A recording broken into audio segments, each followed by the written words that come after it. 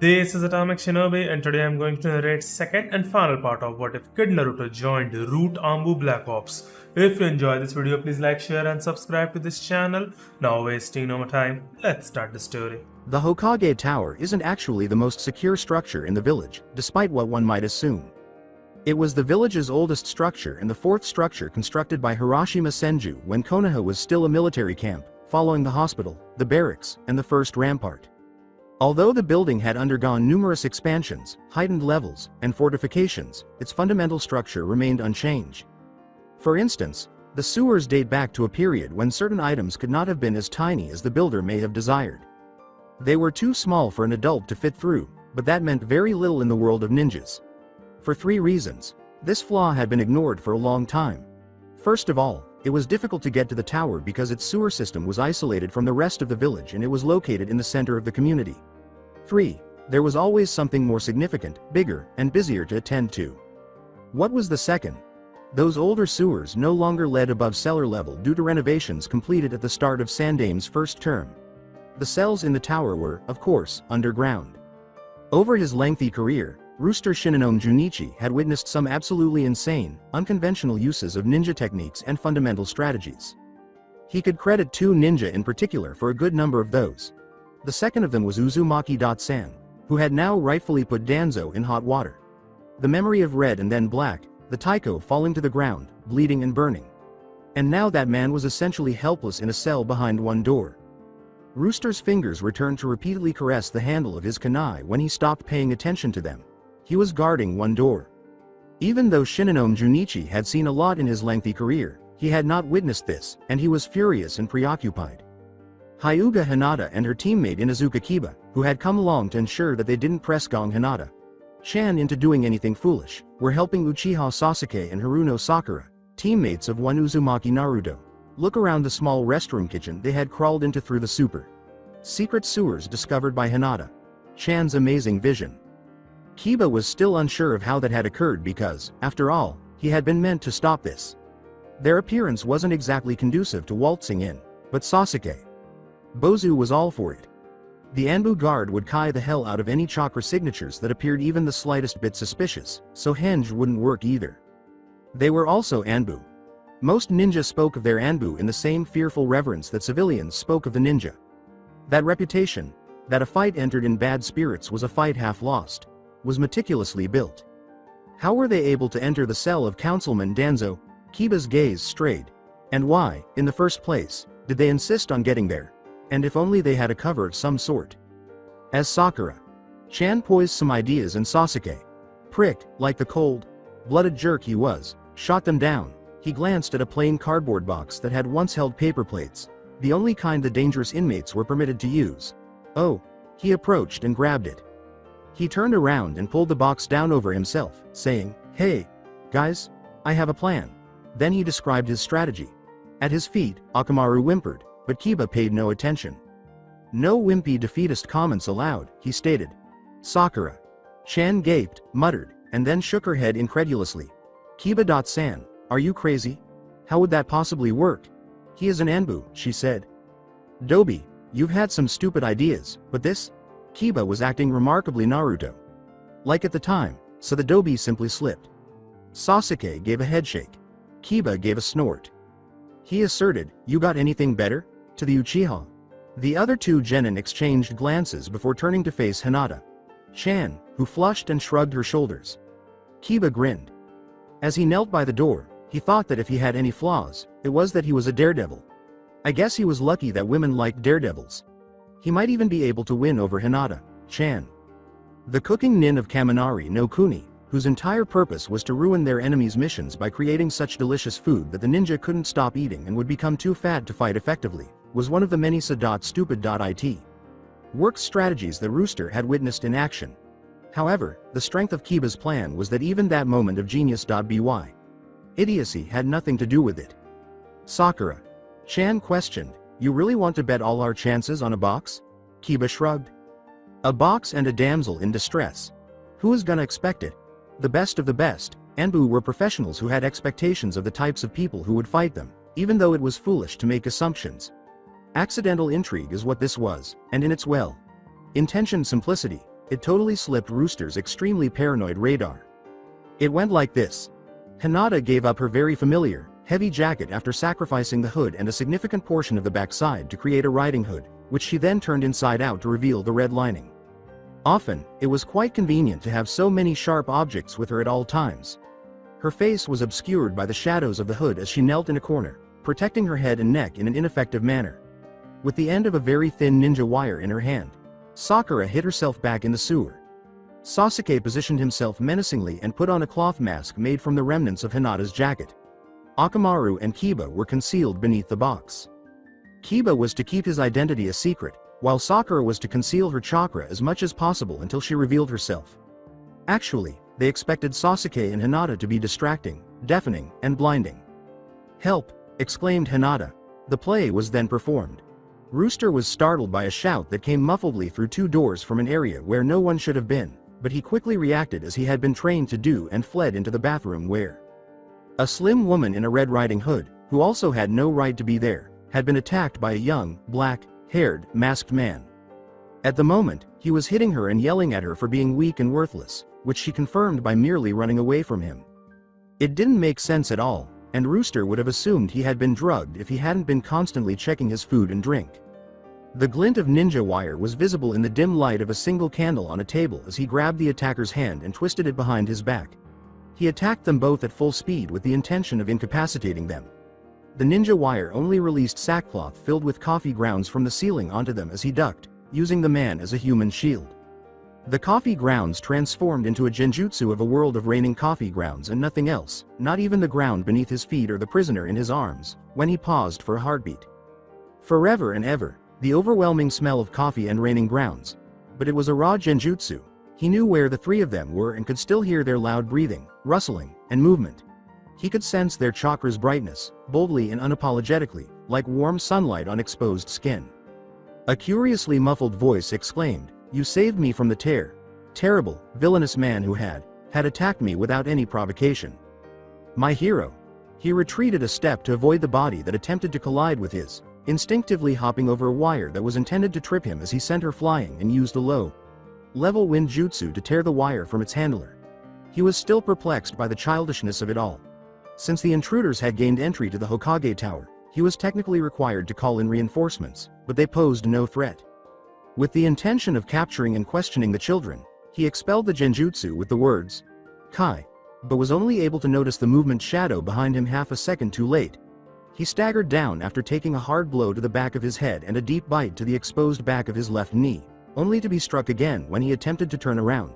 His world darkened to a dark gray. Kiba struck a pose while placing one foot triumphantly on the cardboard box. He said, "I don't hear you mocking my box now," and knelt down to give it a friendly pat. He patted Akamaru and remarked, "Good box," as the nin-dog pushed his hand while scowling at the box. "Sasuke," Bozu complained as he got up and rubbed his aching arm. He gave Kiba his best glare, which regrettably paled in comparison to his big sister's glare when he had neglected his turn to clean the kennel. "And why did I have to be the one to play the villain?" he asked. I didn't like my part either," Hinata Chan reprimanded. Kiba gave her a sheepish smile. "Sorry, but I didn't trust Sakura Chan to get it right," he said. Then, with a spectacular display of acrobatics that would have easily defeated Ino Chan had she employed that move in the exams, Sakura Chan jumped out of the sewer and kicked him in the air. Leaving them all behind, Sasuke-san marched down the hallway to the cell containing a traitor named Danzo. After savoring the moment, Sasuke inserted the key into the lock and turned it. He could at least do something correctly. He might not have been in Itachi's class yet, but he could still reach his adversary and obtain some information. Turn the lock after inserting the key. There was a faint creak as the door opened. The following morning, Sai started off by stating, "Uchiha Sasuke has such a fortunate life." Naruto gave him the appropriate look of disbelief. They had set up camp beside a small river, with rice fields all around them. When Naruto had woken up, Sai, who had been given the last turn to guard, had sat rigidly on the slightly rotting log, smiling drowsily. However, that had erased the smile from his face. Do you even know who Sasuke is, Sai?" His big brother wiped out his entire clan before he even 10. Then he turned into antisocial, unappreciative bastard and Orochimaru gave him the magical hiki to make him betray us all in. Sai remarked, but Uchiha-san has you. If his last statement had seemed shocking, it was nothing in comparison to this one. Although Naruto wasn't usually quiet, he was now opening and closing his mouth repeatedly, much like a fish on dry land. It was still dark, wet, and cold after the night, but the false dawn was glimmering in the horizon. You won't give up on him. That was what made Sai feel cold. Naruto's words, "I'm not gonna give up on you either, but you better not do anything as stupid," made Sai realize that perhaps the cold had been psychosomatic after all. The warmth seemed to start in his stomach and radiate outward until it reached his fingers. Now that the conversation had returned to its typical course, Naruto was obviously more relaxed and engaged in upbeat banter with another person. Sai had observed early on in their acquaintance that Naruto was unable to accept praise. Other people might not have thought much of this, but Sai had read that it could result in a lack of self-worth. Being a good friend, he made the decision to make the most of his time with Naruto and mentally created a schedule that would increase Naruto's daily quantity of compliments in order to gradually desensitize him to them. At least 2 compliments a day for 4 months was the first schedule, which ended with 20 small compliments, 10 positive remarks about a mission's performance, or 1. I am emotionally attached to you. As soon as Sai figured out how to say that without being gravely misinterpreted. Since Sai would be exposing himself by acknowledging attachment, Naruto was given at least 3 of these per day, which could also serve as a sign of trust. Additionally, since the other boy was unlikely to ever betray Sai based on his investigation into Naruto, this would desensitize Sai to the fear of attachment and abandonment. Sai had always thought that a well-planned campaign was one that had a 1/4 chance of winning, but he knew very little about friendship.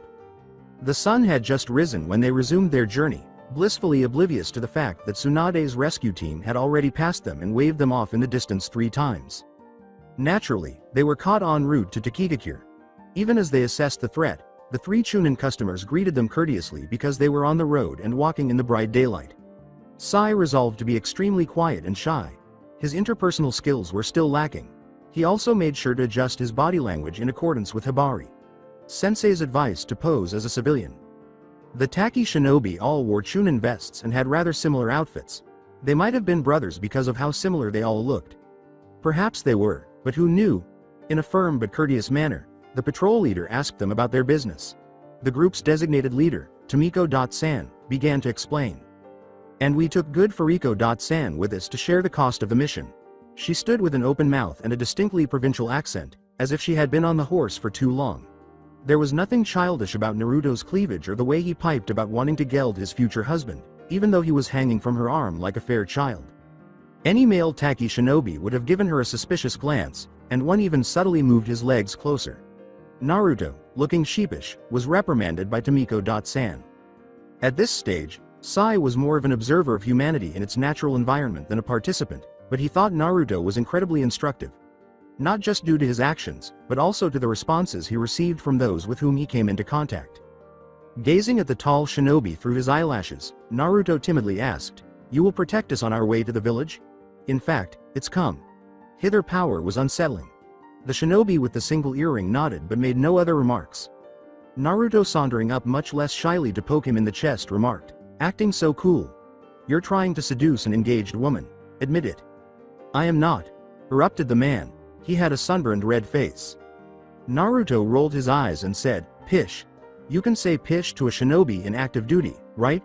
To no one in particular."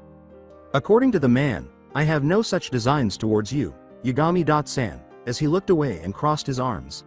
After giving him a stern look for a moment, Naruto smiled. It looked a lot like his happiest smile, but it was much cuter because his mouth was smaller. He said, "I know you don't." He tilted his head and the Taki nin made a tiny, strangled sound, his eyes unsure of where to remain. "But I decided to tease you, Shinobi-san. You were cute when you were flustered." Uncertain of what to do or the reason behind Naruto's actions, Sai shook his head. Although he had previously witnessed friendly flirting and bantering, he was unsure of Naruto's motivation this time. Then he saw the Taki shinobi smirking and shaking their heads at the chosen victim, clearly more relaxed now. Naruto took the man's hand, whose name was Inaguchi Keiji, and essentially pulled him toward the village in the distance while rambling that he only wanted to geld the soon-to-be husband because his sister Sakari deserved better, not because she often attacked men with knives, that her favorite food was anpan buns, and other such things. Naruto took care of Inaguchi-san while the other 2 Chunin went on patrol. With the sun shining brightly and birds chirping, They maintained a good pace for the civilians. The Taki team medic, Inaguchi, briefly discussed painkillers with and without blood thinning effects with Fu.san, but he and Tomiko.san were permitted to walk in silence. So making fun of people was a good way to calm them down? According to Konohagakure's highly accurate shinobi dictionary, tease was defined as to irritate or annoy, vex or to make fun of, mock playfully or to arouse hope, desire, or curiosity in without providing satisfaction. The shinobi part of it also meant to cut tissue, for instance, into pieces for analysis. On the other hand, teasing appeared to be a shinobi art. How to approach it? This was the cause of Sai's numerous social faux pas. Sakura Haruno would not approve. After a brief respite, Naruto once more captured Inaguchi's interest at midday, bringing Tomiko.san into the discussion, and Sai then made his move. A tiny pocket fastened to the inside of his left forearm was concealed within his long sleeves. He felt for the clay and metal jars, both smaller than his little finger, with just a secret heartbeat. He first dipped his little finger into the clay jar, which was covered with protective tallow, and then into the other jar, which was filled with powder that was the color of skin. With an air of casualness, he took Fu.san's hand and concealed his own inside the dark blue Haori sleeve. Go ahead and ask. The ANBU code was tapped against Fu.san's skin by his fingers. The fact that he walked through the sunlight and cicadas chirping as if nothing were wrong was a testament to his senpai's professionalism. Sai was well aware that there was nothing wrong with Fu.san at this point. Question. You understand what I mean. What was it he had to offer Crane? Assistance. Encouragement. Recognizing. Acceptance, without conditions. His fingers were tapping, including the little one that touched Fu.san when he said, encouragement. The man's pulse had accelerated and his skin felt clammy. How much is that worth? You have an obligation to maintain your best health because you are Konoha's weapon. You cannot turn down counseling, bandages, clean water, or training. Blades that are dull have little value. My duty is unaffected by my past. Blades that are dull have little value. Self. Deceiving shinobi are of little value. Sai grinned at Naruto's back, sensing the strain in Fu.san's wrist muscles. Fu.san wanted to speak with Naruto, but he had phrased it so that it didn't conflict with his sense of obligation, and if it wasn't sufficient. After a brief pause, he released Fu.san's hand and dipped his finger into the third polished wood jar. Unless the person who was poisoned used at least sea-level amounts of chakra, the poison on Fu.san's skin was slow to take effect but quick to absorb. The more chakra used, the faster one becomes incapacitated and may even die. Sai would offer the antidote if Fu.san didn't fight after Naruto made up his mind about defying Danzo's orders. He would fall quickly if he fought. In a way, Naruto had helped him reconnect with his feelings, sense of self, worth, and respect for the village's formal leadership. Morals were more elusive. At that moment, Naruto shrieked, pressed his hands over his ears, and doubled over as if someone were chopping them to pieces, but Sai was unable to identify the reason. When Nakamura Fu was just 12 years old, her teacher had given her a biwa string and instructed her to use only her chakra to create a hole that ran the length of the string without breaking it.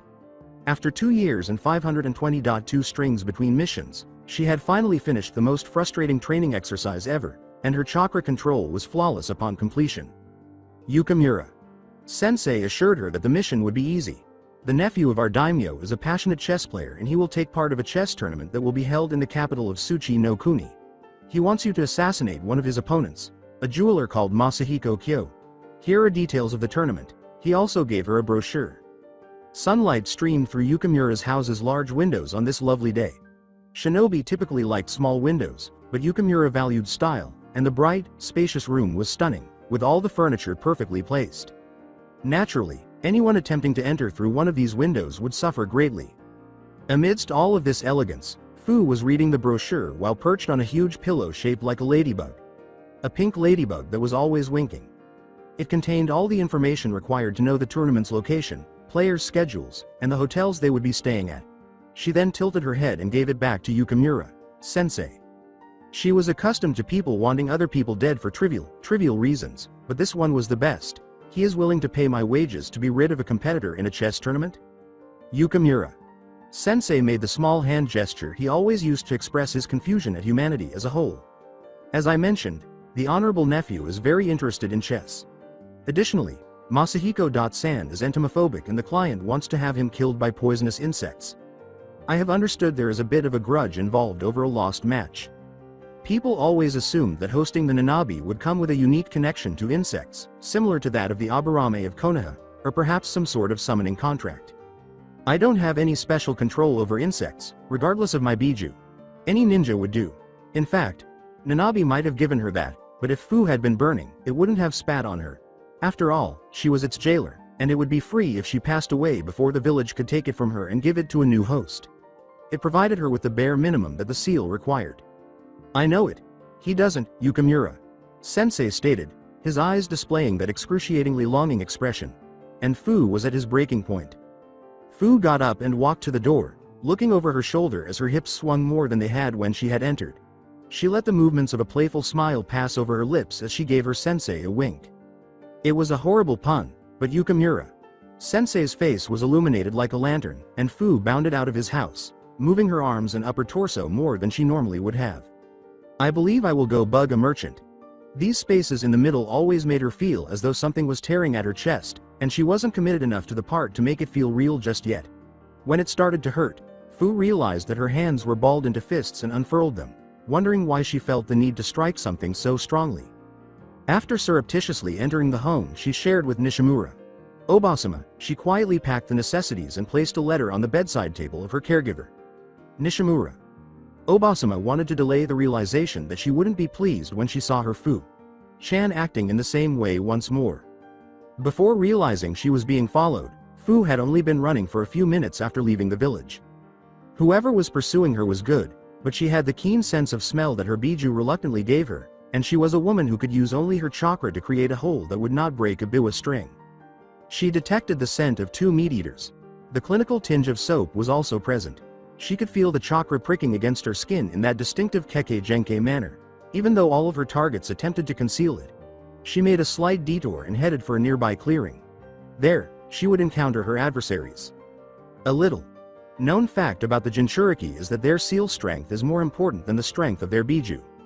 If you can't channel all of their tails and still maintain control, it doesn't really matter if you have the Kyubi or the Hachibi. Gaara was extremely unlucky in this regard. In addition to having the weakest biju, he also had the weakest seal, which was made even weaker by the years he had allowed Shukaku to run wild.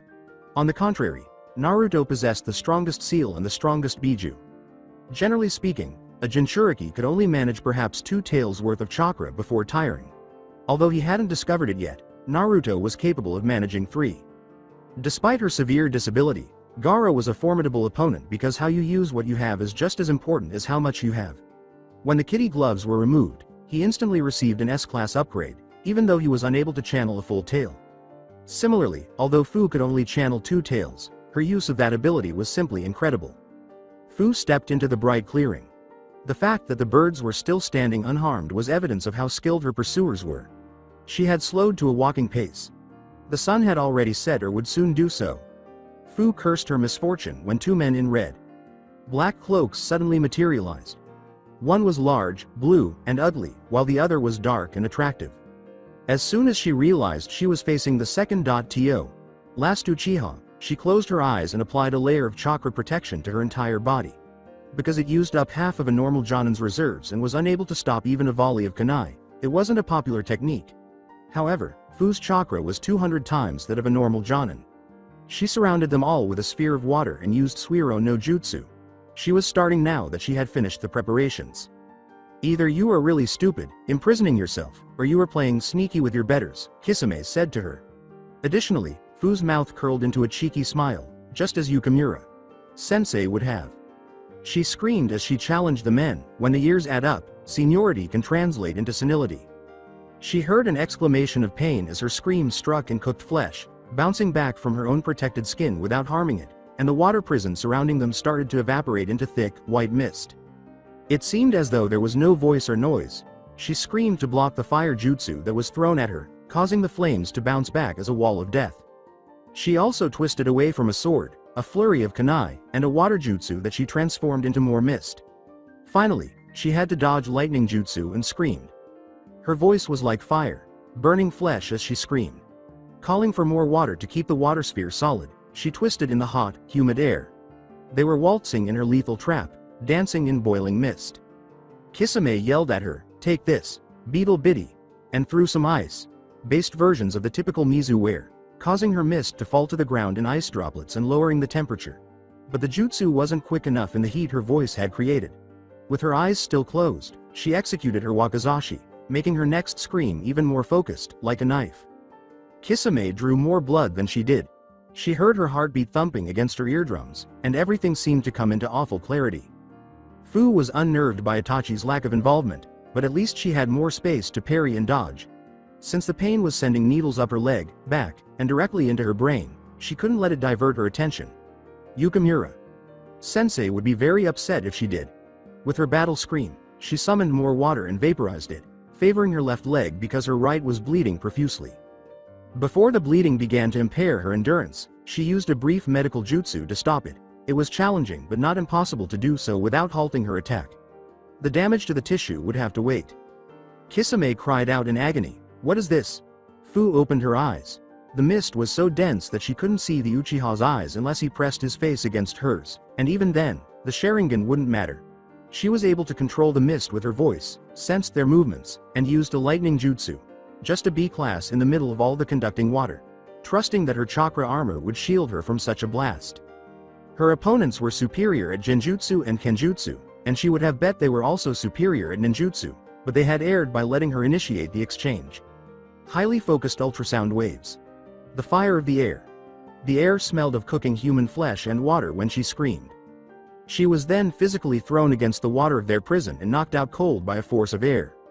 She knew there was a clear path between her and her opponents, so she closed her eyes even though the mist couldn't evaporate in their prison. She evaded Kisami's silent, lethal attack by opening her mouth and using Nanabi's chakra to strengthen her technique. Before she could utter a whisper, the building sound was forced back by a concentrated blast of air that struck her inside her open mouth. Scalding like boiling water, a flash of blood-red pain went down Fu's throat and through her head. And the pain was gradually fading as she fell into darkness through gray fog. An irate voice demanded, "You had to wait that long, bastard?" A muffled sound of pain and something popping like the skin of an overcooked sausage rewarded her for screaming again with a raw throat, aiming it blindly at the voice. Fu knew only blessed black after that. "I wanted to copy her technique and her countermeasure. Besides, at your level you should have been able to get a drop at her." Day 16 halves, Count of Suborns 2. The surveillance seal captured the Root Squad entering the Takikakure security zone while posing as civilians. The Biju are not evil, or at least they weren't a short time ago. Not in their native habitat. Since they lacked the mental capacity to be moral beings in the first place, they were not evil. Spider wasps are an insect species that reproduces in a very gory manner. They use a poisonous stinger to paralyze a spider. One egg is laid in the spider's abdomen after it has been paralyzed. The wasp larva feeds on the living spider from the inside out after hatching. The wasps aren't bad, but it's a very painful death. Pure and simple, that was how they evolved. Cumulonimbus storm cloud manifestation is one type of cloud manifestation. In summary, this can result in positive flash, a type of lightning that can heat the air 4 times hotter than the sun's surface with 500,000 amperes of electricity. Although this is extremely damaging, the clouds are not bad. This is simply how they form. Additionally, the pure chakra Biju evolved into destructive beings. However, they had evolved the ability to evolve as well, which became problematic when they were inserted into human brains. They immediately developed into sentient, if not particularly intelligent, beings. And those people were taught, one after the other, lessons about unjustified fear and anger, compassion and cruelty as moral beings, suffering, and death consciousness. Lessons about life as interest, injustice, retaliation, and eye for eye. The Biju learned to hate from the humans. The lesson of evil was meticulously and thoroughly taught by humans. Although Kyuubi lasted longer than most, it was ultimately taught this, just like all other Biju. The people of Konoha finished what Uchiha Madara had started and the Yondaime Hokage had inadvertently carried on. Bitterness, frustration, and ultimately hatred resulted from loneliness, pain, though primarily emotional pain in Naruto's case, and fear for life because this seal would drag Kyuubi to death with its host. However, unlike the other Biju, Naruto taught some lessons alone, so it wasn't madness. Hope and camaraderie were the 2 lessons Naruto always wanted to impart to everyone who came into contact with him. The forest smelled of water, smoke, and dizzying, bittersweet iron, and the screams had stopped. There was the strange shark man Kisame, along with the family. Murdering bastard Itachi. The green-haired girl was unconscious and bleeding in the blue man's arms. Fu Chan had been acquired. Naruto's stomach was a whirlpool of anger that boiled and bubbled its way up to his throat, where it would erupt in a scream of rage, and then down to his fingers, where his soft human fingernails would turn into talons. Curiously, though, everything around Naruto slowed down. Naruto saw every hair on Itachi's head fluttering in the wind as he turned to face him. His lungs filled so slowly that he was half afraid he would choke when he drew breath for the scream. He could almost feel Hibari Sensei's palm hitting his diaphragm as he charged at her again, and he could hear her voice through this slowness. "Don't enter right away," she reprimanded him. "Cut once, measure twice." It was terrible that Kisame had taken Fu Chan hostage. However, he was bleeding. Fu Chan had not been defeated easily. His sword was too long to hold against Fu Chan's throat or other important areas unless he dropped her first, and he couldn't manage it well even if he held on to her. His left side was dripping red from the dirt drip drip drip.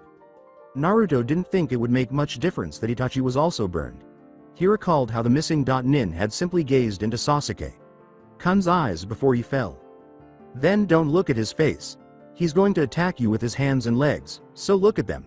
He heard Kyuubi's voice howling "Ra Gebledkill somewhere in the background, but it sounded muffled, as if someone had placed a heavy blanket over the cage. "Get Fu Chan free first. Use that, he won't take you seriously." He yelled, "Thanks, Hibari Sensei." Though it wasn't yet full and swift, the world was once again accelerating around him, but he had a plan. Pulling chakra from the damned fox, he circled the two missing nin, giving it his best snarl, as if he was going to jump them headfirst. However, Fu dropped after throwing a water-type blade jutsu at Itachi. As simple as that. Where had he gone? Since no one had taken any action prior to Naruto's beginning, he was unaware and could only hope the man would persevere. Even as he sent countless copies to attack Itachi and create a giant, orange Naruto curtain between the man's eyes and his own, he created a cage bunshin and grabbed the man.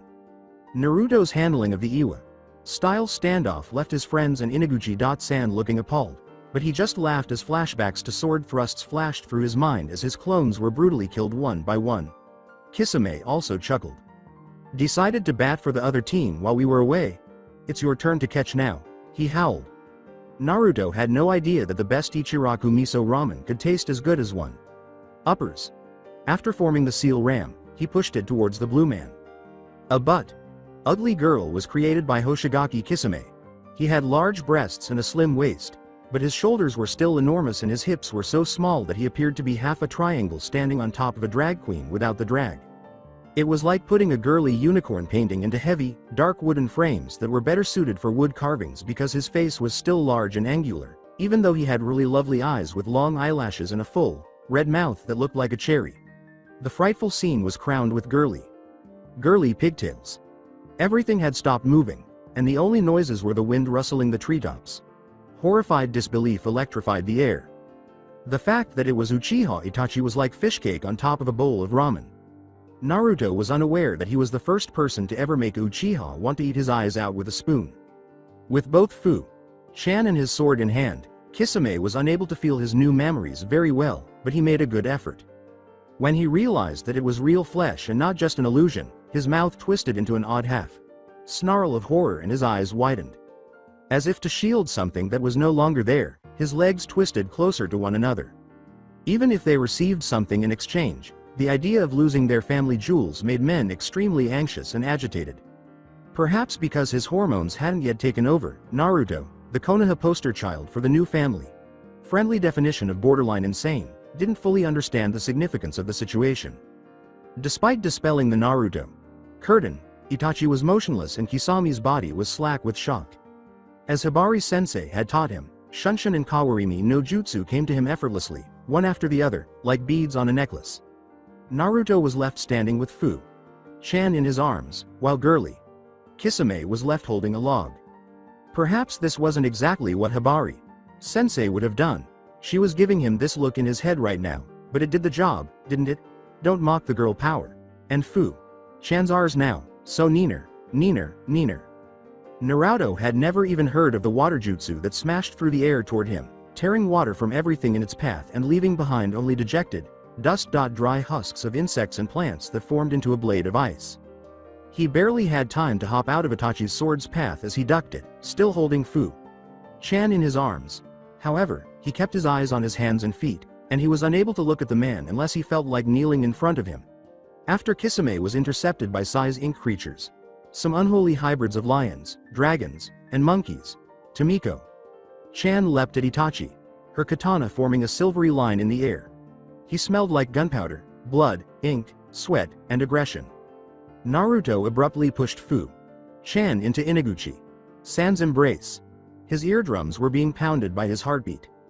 He commanded, "Protect her with your life." Naruto noticed that the man's jutsu had vanished as he stared at his chest, his face red as a sunburn once more. The man questioned meekly, "But what, weren't you going to?" But Naruto jumped into the battle once more and triumphantly whooped. The world around him was slowing down once more, but this time it was accompanied by the unmuffled howling and the red, acrid haze of Kyuubi's chakra. Since who would love their jailer and future executioner? Kyuubi didn't love Naruto, but it did understand us, and Nanabi was to Naruto what Fu was to him. It comprehended the idea of safeguarding us. Like Naruto, it recognized that Akatsuki meant to turn it and its kin into an object, but it also recognized that it should not surrender to greater power because there is always hope as long as there is life. This was what caused something new to seep into Naruto and what had kept it sane within him. More resolve, less hatred, and as they charged, it learned again as the linked minds stayed oddly clear and blended around the edges. Although many would argue otherwise, Kyuubi also learned that day that kunai was more useful than a club, just as Naruto had. Mine. His chakra system could not handle the amount of red chakra that enveloped him. Yes, possessiveness had also been acquired during the journey. For no apparent reason Fu could think of, everything had gone to hell in the notorious handbasket. The cause of Naruto-san's apparent pain was not at all clear, but he had collapsed for no apparent reason, holding his ears and groaning. Fu's ears also had an odd ringing sound, more felt than heard, as if it were something that was barely audible to him. But what was it, and why did it hurt Naruto-san so much? He had more pressing concerns, such as the man who had been tasked with accompanying them to the village and who had been just a finger's length away from attacking them. With wide eyes, he turned to face the man and whispered a horrified question before approaching very carefully, kunai poised to be unsheathed and slammed into the man's eyes. Then Naruto started to run. Furthermore, he could no longer be mistaken for a civilian. Following Naruto-san, the Taki shinobi pursued both of them until they stumbled onto a forest clearing too near the village for Fu's comfort. There, Uchiha-san and Hoshigaki-san were standing, the latter clutching a bleeding and unconscious Nakamura Fu. Instead of attacking them, Naruto-san circled them while still wearing his female disguise, appearing and feeling feral to Fu's senses. In an attempt to determine who to attack next, the Taki shinobi's face alternated between the Akatsuki agents and their team. He had not yet attacked anyone. When he felt a strange weakness spreading within him, he had tried to attack the Taki shinobi in an attempt to eliminate a witness and remove one variable. He knew what this meant. He had been poisoned. He hadn't noticed it while running because he was too focused on his objective to notice his body's chakra pathways. Instead, he tried to weaken Uchiha-san for the sake of the others by attacking him, but the man easily avoided his water jutsu, which was the best defense against the man's fire-based jutsu. Fu was lying on his stomach, feeling sick, when the ground suddenly rose and fell on him. Have I caused Danzo-sama to question my stability or loyalty? He wondered dubiously, and then again, who would choose this particular moment to kill me? The mission is in danger because of them. Just a moment before a fire jutsu swept over the area where he had been lying, bright neon orange arms grabbed him and pulled him to safety. Grumbling at Naruto-san, who was now carrying him away from the start of the battle, he spat grass and dirt out of his mouth. The trip was uncomfortable because Fu was taller than the young shinobi, even though Naruto-san was strong enough to carry more than he weighed. He hissed, closing his eyes against the world that was engulfing him. Soft-hearted. I cannot be saved now, but the mission can be salvaged, he said. At least Naruto-san hadn't been the fool to choose this particular moment to kill him. He wasn't nearly as vicious as to poison a teammate, but the new recruits were always unduly attached to the idea of defending their comrades. For future reference, if you have to poison a squad mate on a mission, make sure it doesn't endanger the mission objective. Now go join the fight, he was compelled to say. Last instructions to a Kahai before his usefulness was exhausted, and a final favor to Danzo-sama. He fell like a bag of rice to the ground. He was then shaken until his eyes opened. Damn it, Kami didn't abandon him. and there he was. The cage Bunshin knelt almost on top of him and said, "I'm Naruto. My boss told me to take care of you, and I'm not gonna poison anyone."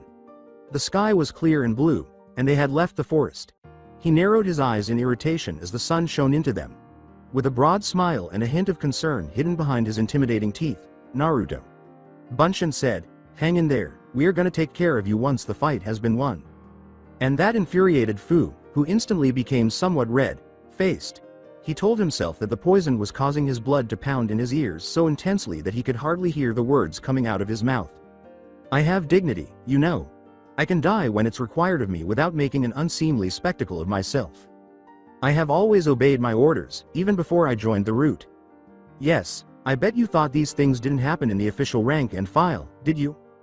Well, surprise, you can any day be ordered to take a mission that will make you hate yourself and have someone like your precious Hibari Sensei forever remind you of it.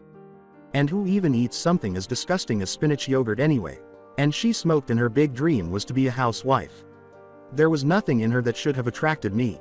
Part of Fu was flailing inside his head, trying desperately to close the floodgates, but nothing could stop the barrage of words now.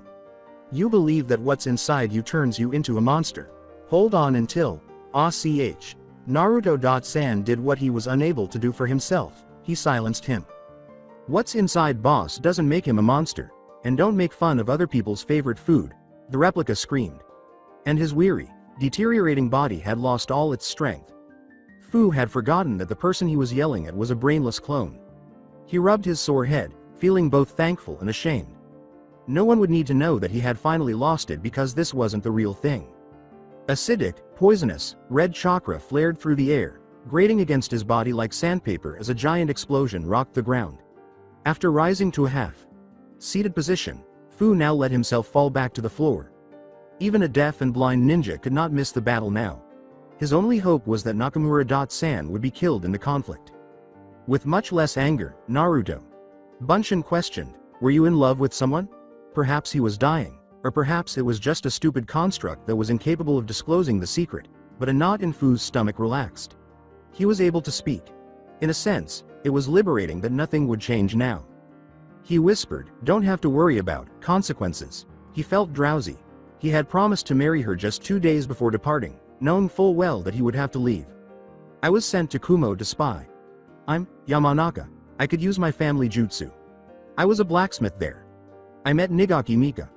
I had to seduce her to get access to the right people. I got her pregnant. And then I had to leave her." He also detested himself. Because they adhered to their own twisted moral code, kunoichi, even more than civilian women, it wasn't so bad to be an illegitimate child in a hidden village. When anyone could be put in the same situation, who could muster the righteous rage over unforeseen consequences to complain? However, what would it mean to be the mother of an illegitimate spy's child? Hibari.san could attest to the fact that that horse was a different color. And Hibari.san, or at least she had, weighed the damning weight of knowledge on her shoulders every single moment of every day and detested her father with the merciless ferocity of a forest fire. Hating himself for desiring the same absolution, and hating the boy for daring to give him hope, Fu glared at the boy who had granted Hibari.san a reprieve from her troubles. He spat, "I loved her," laughing at the woman's expense. He had given the mission the nickname Spinach Yogurt before falling in love with her. He missed Mika, and she hated him because of her black, blazing eyes that glowed like embers, her lovely smile, and her food cravings after becoming pregnant, which made her usual meals seem normal. "Naruto," Bunshin commanded, "tell her so and apologize," as if it were the most natural thing in the world. Fu complained. "Like that would help any," she said. After spilling his guts, he was now complaining, and he was almost hoping the poison would strike sooner. It might be regarded as mercy killing if things continued to go pathetic. "Naruto." Bunshin scowled at him and cracked his knuckles, saying, "Maybe not, but you owe her an apology, and I'm gonna kick your ass from here to Konoha if you try to weasel out of it." A smirk of exhaustion twisted Fu's mouth. It was the ninja way to make false promises, to back out of agreements for the mission, to give your word when you knew you couldn't keep it. "Let's make a deal. If I live, I will apologize to her." "Naruto." Bunshin roared, "That's the spirit. Not like you want to die anyway," and pounded his shoulder. Fu gave a shrug. He didn't want to die, of course, but did that really matter? Even the most stubborn ninja in Konoha couldn't reverse Danzo Sama's decree that he would die. Though not as outspoken, he was equally steadfast in his convictions as Hyuga Neji had been. He was doomed. Not just any fate, but a capital letter fate that meant he would have to suffer and die a brutal death for a village that would never understand the value of what he had sacrificed for it. Similar to Hyuga Neji, he was immobile. He had collided with an irresistible force, just like Hyuga Neji. The Bunshin was suddenly pushed away from him by soft, white, exquisite hands, and when the dimming world in Fu's eyes partially cleared, he was met with a large, creamy white cleavage. His eyes swelled. "I am here to rescue Naruto-kun. Pray to your gods that he is alright." Slug Sanin Senju Tsunade snarled at him while her healing chakra cleansed his body from the inside out, flowing through it like lightning and warm milk. Fu was unable to stop staring. "We are here to rescue girl. Fu, Naruto," Bunshin said for the benefit of the group. Fu tried to gather his thoughts, but all he could think were grunts like "WHAA, but, and, because the dull ache in his head had disappeared. His brain was struck by an irresistible force that was far more powerful than his immobile object. Save Naruto-san. Asanin believed Naruto-san raided a rescue after he joined the route. What in the world went wrong for it to end this way? His words, "At least I didn't talk to the real Naruto," were spoken. How he had lost all his valuable control had to be kept a secret. However, Naruto. Bunshin gave a menacing laugh. It explained, "When I dispel the boss is gonna get all my memories, eliminating the false sense of anonymity." Fu couldn't help but think that perhaps they could turn the boy into a shinobi after all. That did not lessen his embarrassment in the least. An angry medic gave him a good thud on the head after he said, "I want mercy killing." However, like ice melting into seawater, something had softened and warmed up in Senju San's icy green eyes. Fu was not interested in the reason. Instead of reading his face, she must have been reading his brainwaves. He couldn't really be that open, could he? Even en route, everyone knew that Naruto-san held promises in high regard. "No can do. You have got a promise to keep." Naruto-san had been denied any opportunities, encouragement, or trust. How could you have turned out like this? From his own emptiness, how could he give? Like Hyuga Neji before him, Fu watched as his destiny fell apart. It didn't even take the real article, unlike Hyuga Neji. "I was born awesome."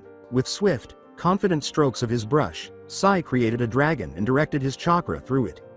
When their chakras briefly overlapped, there was a fleeting feeling of weightlessness, air, and leap, but it was cut off when the dragon's tail tip left the paper, leaving it immaculate. As the dragon fell upon the two missing nins, Sai ducked jutsu and a hail of kunai before it struck them down. Its head was easily severed by Hoshigaki-san, who struck Naruto's clones without even stopping, splattering ink all over the ground. He and his countrymen were both extremely powerful. They were far superior to Sai's squad. However, it appeared that they had already sustained serious injuries. Sai saw that the swarm of clones pushed Hoshigaki-san into close combat, forcing him to strike, dodge, and block, and making his heart beat more forcefully. Naruto dispensed his clones like cheap kunai, sending them against both enemies in an apparently mindless manner. Made him bleed until he stopped. At the same time, a new group of clones continued to leap at Uchiha-san from unexpected directions. Their goal seemed to be to force him to use jutsus instead of kenjutsu and expend chakra, rather than to physically harm him. Sai recalled a study he had read that made assumptions about the amount of energy that would be expended just to keep Sharingan at its peak level. He had no doubt that Naruto was acting deliberately. He pondered whether Naruto's or their adversary's strength would decline first. Sai hardly had time to duck before Hoshigaki-san sped toward him in a flash.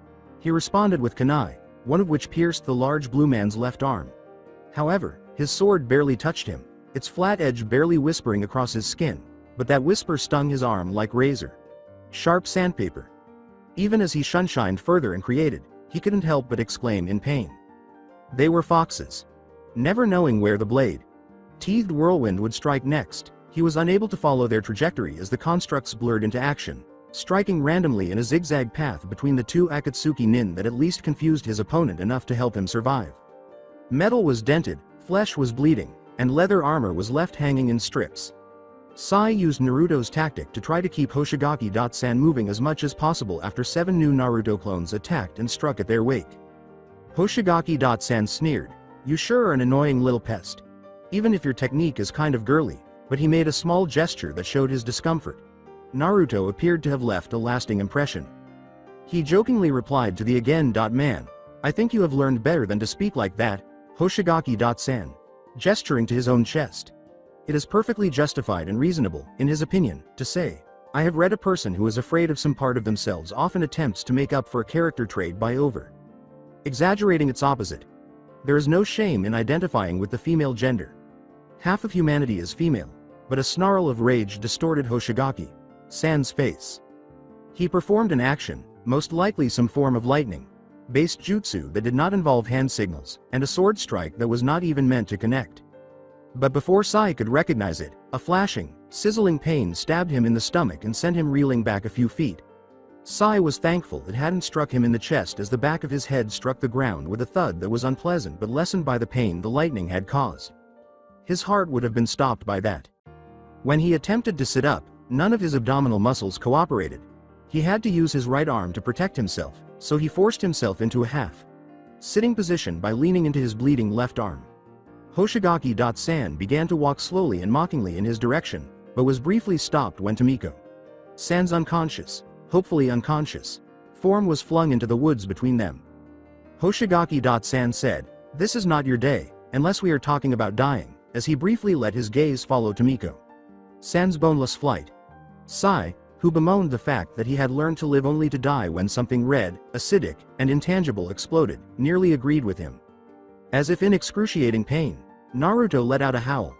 The red flash represented Kyuubi's chakra, which exploded in a massive pillar toward the sky before imploding and exploding once more. Naruto's cheek whisker lines had already darkened and widened, but now they were even more noticeable. His eyes were blood red, his fingernails were talons, and his teeth appeared awfully sharp, but it was the tails that captured and held Sai's half-fascinated, half-horrified gaze. Naruto's backside had previously sprouted 2 translucent chakra tails, but now a third one was formed as more chakra churned there. Sai didn't fool himself into believing Hoshigaki-san had forgotten about him, even though both Hoshigaki-san and Uchiha-san had now turned to face him. He thus enticed his time. He would attack when Hoshigaki-san did, and he was reasonably certain that the man could either avoid him or Naruto, but not both at once. The tension was broken by a painfully raspy voice asking, "Who are you and why are you helping me?" A green-haired, rumpled, and bloody young girl was standing next to the man, Inaguchi-san, who had escorted them to the village, when Sai's head whipped towards the voice. When Sai woke up, she was certain that the man had been carrying her to the village, while Inaguchi-san appeared anxious and girl Fu-san appeared resolute. Naruto's gaze grew softer. The way he was staring at her bothered Sai. Then Naruto made a V sign for victory and said, "I'm Uzumaki Naruto, and I'm helping you because I'm a Jinchuriki too. The Jinchuriki of Kyuubi no Yoko. We have to have each other's backs since there are only 9 of us and the world is absolutely idiotic about us and all kinds of sickos in stupid straw hats try to kidnap us, but never fear. We will prevail." "You are a Jinchuriki?" Fu-san asked in a whisper as she straightened her back and met Naruto's crimson eyes. "Would you say that you are my brother?" That was a look Sai had seen on one of his target's faces before. Sai had approached the man, who had been addicted to opium, while posing as a dealer. Even though Sai was numb at the time, the way he had viewed the poisoned opium had repulsed him, like a hungry dog being fed a steak or a starving man being served dinner and then told to wait for grace. For his next pipe, the man would have done anything. However, it only made him feel a little depressed looking at this girl's face. "Of course I'll be your brother. I can introduce you to Gaara-kun too. Don't worry about the tails, he's a lot better now," said Naruto. "But we gotta win this fight first." Those 4 words satisfied the girl's hunger and caused her mouth to curve into what Sai thought was a smile, but he couldn't help but think of the relief he had witnessed on the faces of wounded men after they were given painkillers. She cracked her knuckles and ended her sentence with a tiny, inappropriate giggle. "Well, brother, if the day's going to hell in a handbasket, I want my share of the sandwiches." Naruto cheerfully said, "I can make you ramen once this is over, but I don't have sandwiches." The contradiction between his joyful expression and the pure evil of his chakra was unnerving. Receiving conflicting signals annoyed Sai. Hoshigaki-san said, "How touching. We can deliver you into your fates together," making fun of them once more. However, Uchiha-san was staring thoughtfully in the direction they had come from. Then, from the trees between the Akatsuki ninja and the injured Hibari Sensei, a Jonin he identified as Naruto's former sensei, Hitaki-san, and a young Hyuga he was reasonably certain was the clan's new prodigy, Neji, landed. Naruto cheered. "Ha! Now you are in trouble. Hibari Sensei is made of awesome," from the crowd. But his aura was not diminishing. With a lazy drawl, Hitaki removed the Hite dotite from his eye and revealed his late teammate's Sharingan. "Hibari Sensei is made of awesome? Aren't you forgetting someone?" he asked. "And you too," Naruto consented, gesturing to the man. The silver-haired man now sounded irritated. "What do you mean, you too?" Sai concluded, more teasing. But why would Naruto attempt to calm the man down in such a circumstance? It was better to be alert. For some reason, the copyman twitched when Hyuga Neji deadpanned. "It seems that Naruto-san doesn't consider you to be hip and cool." Sai believed she might be on the verge of hysteria because Fu-san was now stifling her laughter with her fist. However, the roles had now been reversed against their adversaries, and he believed the two Akatsuki agents might simply get up and go when Senju Tsunade emerged from the bushes a moment later, pulling their Fu with her. This could easily become very confusing with the two of them in the same location. From above them came the deriving words, "A ragtag bunch of tree huggers comes to rescue your target, and it seems that now you are in need of a rescue yourselves. How pitiful." A man with silver hair slicked back, purple eyes, and the Hite dotite of Yugakure with a slash across it stood on a single, sturdy branch of a tree that looked like it was in a lot of pain. The red, three-bladed scythe at his back and the Jashin amulet were even more noticeable. Sai questioned whether his feelings were a result of frustration or if they were a normal response to the circumstances. However, everything appeared to be going their way until this man showed up when Tomiko-san needed medical attention, and the person who could provide the best care was about to engage in combat. Hidan of Akatsuki had no moral regard for the people he killed. He enjoyed making his opponents' deaths as agonizing as possible because slaughter was his religious vocation. Sai was one of the less experienced combatants present and had already suffered severe injuries. But annoyance was the best he could manage. Naruto then parted his lips. "Hey, aren't you the guy with the evil bunny god? Suborn count on day 16 halves, 3. The surveillance seal captured this. Let the fox of war loose. You're the one with the evil bunny god, aren't you?" Quiet. The sound of a pin falling into cotton wool could have been heard. The silver-haired man's face kept shifting between at least 5 different emotions at once, and he was unable to control any of them. His eyes were bulging, his lips were exposing his teeth and gums, his eyebrows were moving in different directions, and his left cheek muscles were pulling. Like they were watching a tennis match, everyone's gaze kept shifting from Naruto to Hidan and back again. However, no match in human history could have evoked such horrified, incredulous reactions. Uchiha Itachi was the only one who appeared composed, and even his jaw had slightly lowered. Everyone recoiled when Hidan of Akatsuki opened his mouth, but he quickly shut it again without saying anything. The only one with a heated expression on his face was Naruto. And what kind of moron worships a god that's called evil god, anyway? That's a walking cliché, too evil to win. Besides, Shiva is a lot stronger god anyway. He's the standard of invincibility, might and terror, but he's a figure of honor, delight and brilliance too. And his priests don't go around wearing angsty pendants and black nail polish. You look like a Uchiha. And #ana.uk Kamui's a great protector, and that's a lot better than someone who just kills a lot. My gods make the world work, where you god just goes around killing puppies and shit. Think of those poor puppies. Bunny, Uchiha. Puppies, Hidan swore, and his face changed into a mask of anger. His red eyes gleamed maniacally, and his left cheek, the cheek that kept twitching and pulling his mouth, was what Naruto looked at. His lips were completely white, with the faintest reddish shadows at the corners of his mouth. It was red, and the single drop of blood and the thin line were even redder. To the ninja, it was referred to as a whiplash. Even the most skilled of them were unable to run in trees at speeds that occasionally threatened to breach the sound barrier without occasionally getting stung by the tips of branches.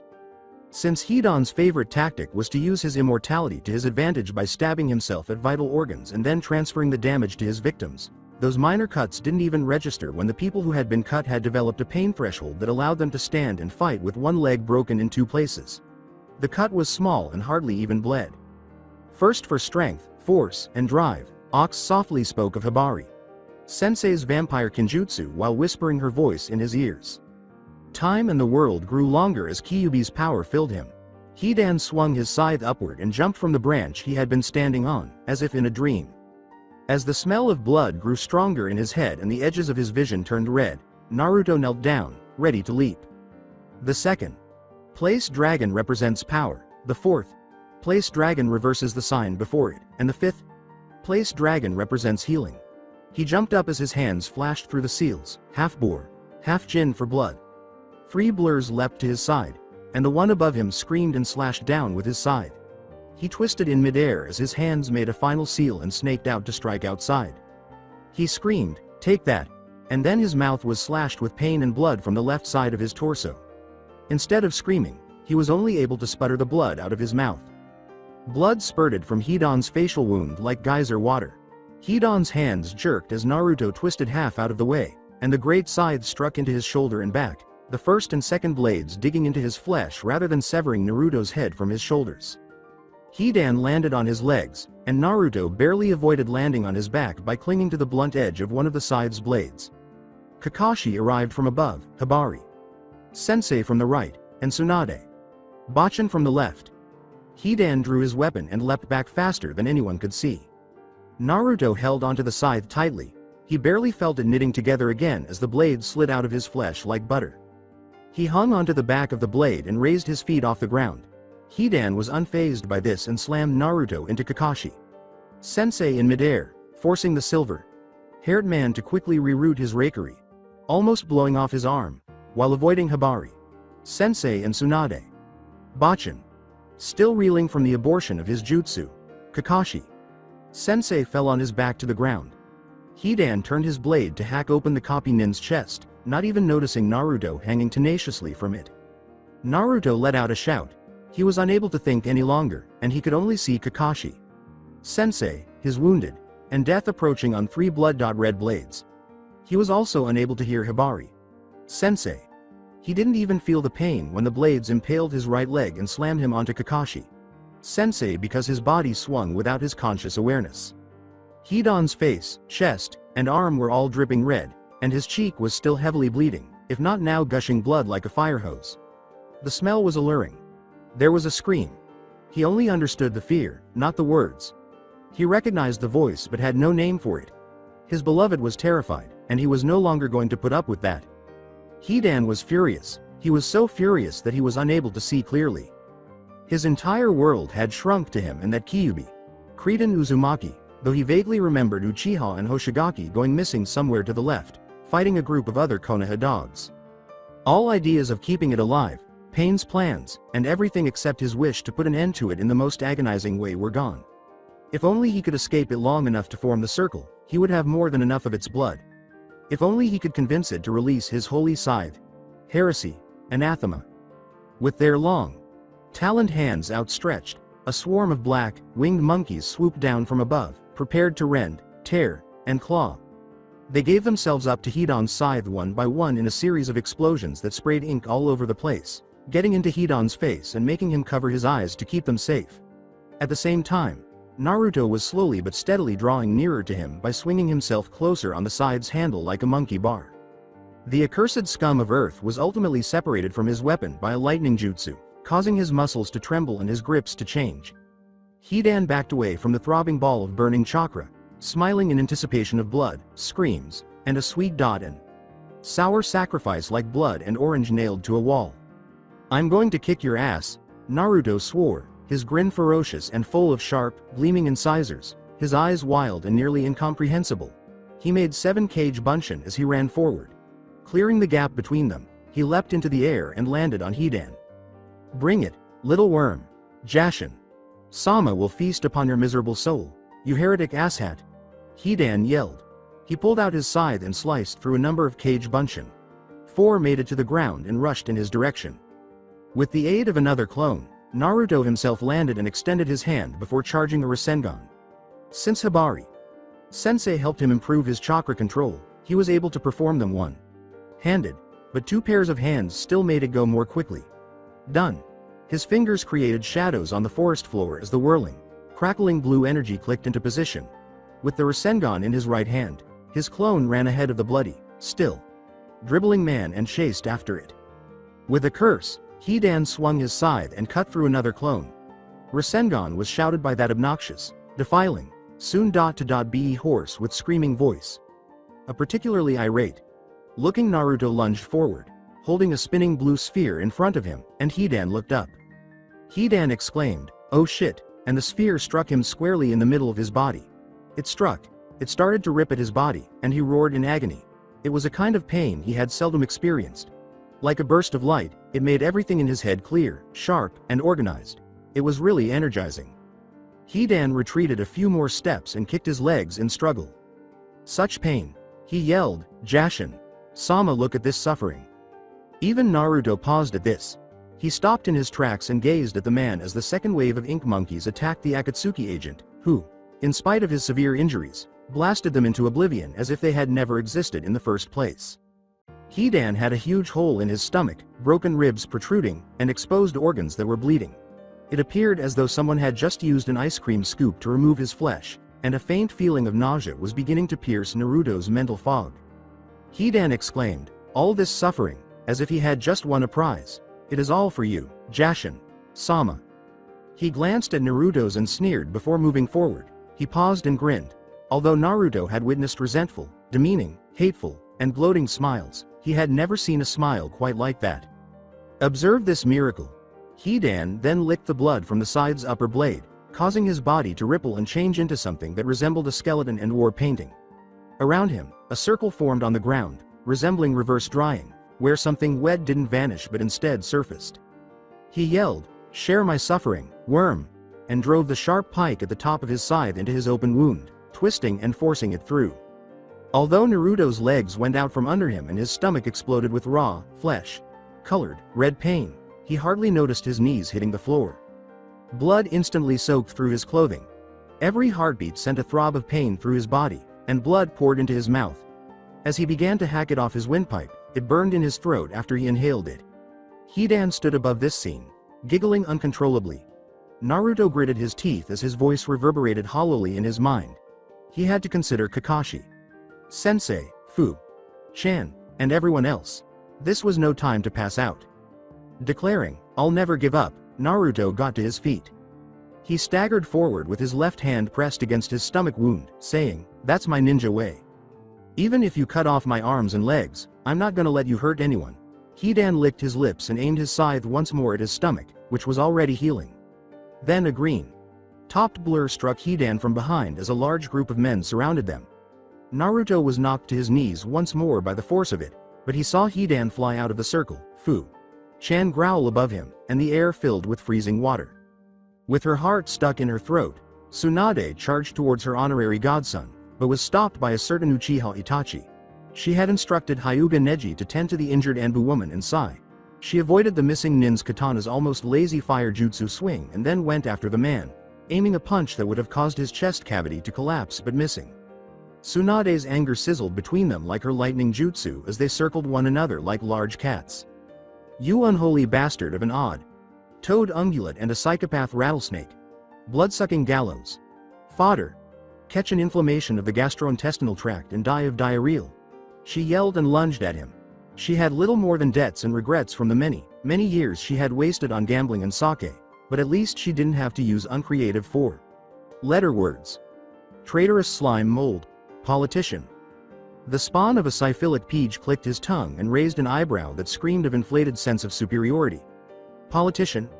There is no need to be uncivilized, Senju-san," he said. Tsunade was the least effective of the Sannin Senju against someone like Uchiha Itachi. This wasn't because she was weaker than the others. Rather, it was because the former ANBU genjutsu expert was too skilled for her genjutsu techniques and her close-range taijutsu wasn't up to par with the Uchiha's middle-to long-range fighting style. She had a good head on her shoulders, which was something that far too many ninja lacked during those days of mass destruction jutsu melee. She was a Sannin even back then, and she knew better than anyone else how many ways the human body could be disassembled. Anger came in two varieties. It was the easy kind of anger, the kind that everyone has from birth. Red haze, fire, and the metallic taste of devastation were all present. Cold anger was a skill that had to be acquired and was never fully controlled.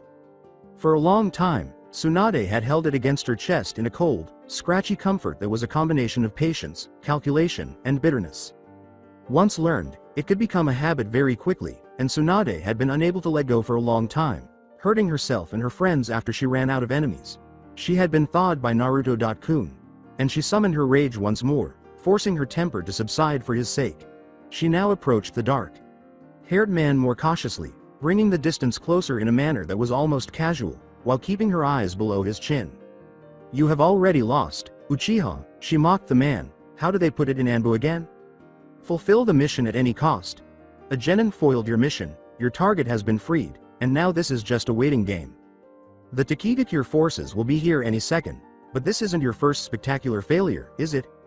She counted the inches, letting her target get closer. Haste sounded alarmingly loud in her ears, but she made herself focus. Although the Iryo.nin were not regarded as true ninja by many civilians, they were treated with much greater respect by their peers. Even their fellows had a tendency to forget that the medical field was more than just the body. They were, after all, first and foremost killers and then healers. Psychological profiling was another area in which Tsunade was an authority. Your perfect control is what you take most pride in, isn't it? No mission too difficult, no demand impossible to meet, yet you dropped the ball so completely your only way out was a mass murder of your own family. You wished to test your limits? You were a bloody failure and his son, a brother and a shinobi of Konoha, and you failed subtlety forever, but above all you fail at knowing yourself, forced to rely on such a shameful crutch to reassure yourself of your own worth. What is that Tsukiyomi of yours but overcompensation for your failure to control even your own self? Tsunade's attack occurred in the split second when the turncoat's control went the way she had described, as the Uchiha's mouth twitched into a brief snarl of rage. At the tips of her fingers, her lighting jutsu flared into burning white life, aimed straight at the heart to kill rather than the spine to disable. Ventricular fibrillation is a condition that causes the heart's ventricles' cardiac muscles to contract uncontrollably. It can lead to cardiac arrest and sudden cardiac death. Perhaps Tsunade would have put an end to the legend of Uchiha Itachi, or perhaps she wouldn't have, but they would never know because Hoshigaki Kisame was thrust between them, a hulking blue body howling in sudden, sharp pain at his right side. A filthy white clay object that vaguely resembled a gigantic amoeba clung like a leech to the shark man's face. Prior to pulling the back leg up into forward recovery, Hibari-san leapt forward and immediately followed with a lunge. However, she was stopped when Hoshigaki-san blindly parried her thrust while tearing into the clay creature with his left hand. With the help of Kakashi-san, who attacked the Akatsuki shinobi from behind, Hibari-san swiftly forced him to retreat because his enormous sword was not meant to be wielded by one person. There was an acknowledgement and grudging respect as Uchiha and Tsunade locked eyes, their cold rage matching each other's. She could hear birds chirping and steel clanging against steel. She could hear Naruto roaring far to her left, and her rage was growing dangerously quickly, but they both knew that this fight was already decided. The Uchiha said icily, "It would seem that it would be prudent to retreat now, Kisame-san." They both vanished in a flash, and the next thing you knew, the clearing was crowded with green dot and black clad men and women wearing the hite with the two lines that resembled a stylized waterfall. Like all well-rounded shinobi, Hyuga Neji had learned basic healing techniques, even though he was unfamiliar with chakra healing techniques. It is a foolish man who defeats his opponent in combat and then dies from infected wounds because he never learned how to properly dress them. He quickly cleaned San's and San's wounds, making sure they weren't bleeding out and shifting San to her side to prevent her from choking on her tongue. After all, the fight was not over yet. San ordered him to go help Naruto, Oni, eyes, and Neji felt the corner of his left eye twitch. Even though Neji detested following the order, it was justified because Tsunade-sama was in control of the situation involving the traitorous Uchiha, and Kakashi-san and Okubo-san were easily keeping up with the blue-skinned man. Uzumaki-san was confronted by a furious and insane Jashin worshipper, whose god he had just likened to a bunny and whom he had likened to Uchiha. Neji ran as if the underworld's hounds had been following him. A blind man could have located Uzumaki-san, but he had already used his Byakugan. Even though he was only a short distance away from the fight, it felt like an eternity as Uzumaki-san collapsed to his knees. However, Neji was not alone in pursuing the battle between the Akatsuki missing nin and the Konoha genin. Hidan was knocked off his circle by the green-haired Takigakure Jinchuriki Nakamura Fu, who shunsigned behind him along with 7 jonin. Uzumaki-san fell over as a result, the fine, red binds of chakra between him and Hidan snapping like hair. Although Byakugan was not a Sharingan, Neji was extremely perceptive and was able to see with startling clarity as Nakamura-san's hands flashed through with a jutsu. The flicking of her nail polish briefly distracted Neji, preventing him from identifying the type of jutsu until the air was filled with icy droplets. It was liquid water in the air, but the drops instantly turned into supercooled water when they came into contact with anything, whether it was a tree, Hidan, or the ground. When he moved to attack Nakamura-san, Hidan was immediately covered in a layer of ice that cracked at his joints. However, Uzumaki-san was encased in a cloud of white mist as the ice on him vaporized. With Uzumaki-san as backup, Nakamura-san was now engaged in combat with Hidan, while the Taki Shonobi stood by. Although the men appeared to be looking for a way to avoid putting either of the Jinchuriki in danger, Neji was starting to grow frustrated with their lack of effectiveness. He executed Shunshin, showing up on Hidan's left side the second after the scythe had swung out of the way and Uzumaki-san had left the area. Even though Hidan of Akatsuki was more powerful, more vicious, had a devastating technique, and had far more chakra reserves, he had already expended a lot of chakra and lost a lot of blood. Additionally, he wasn't more intelligent than Neji, and he hadn't perfected his taijutsu to the level of the Konoha Genin.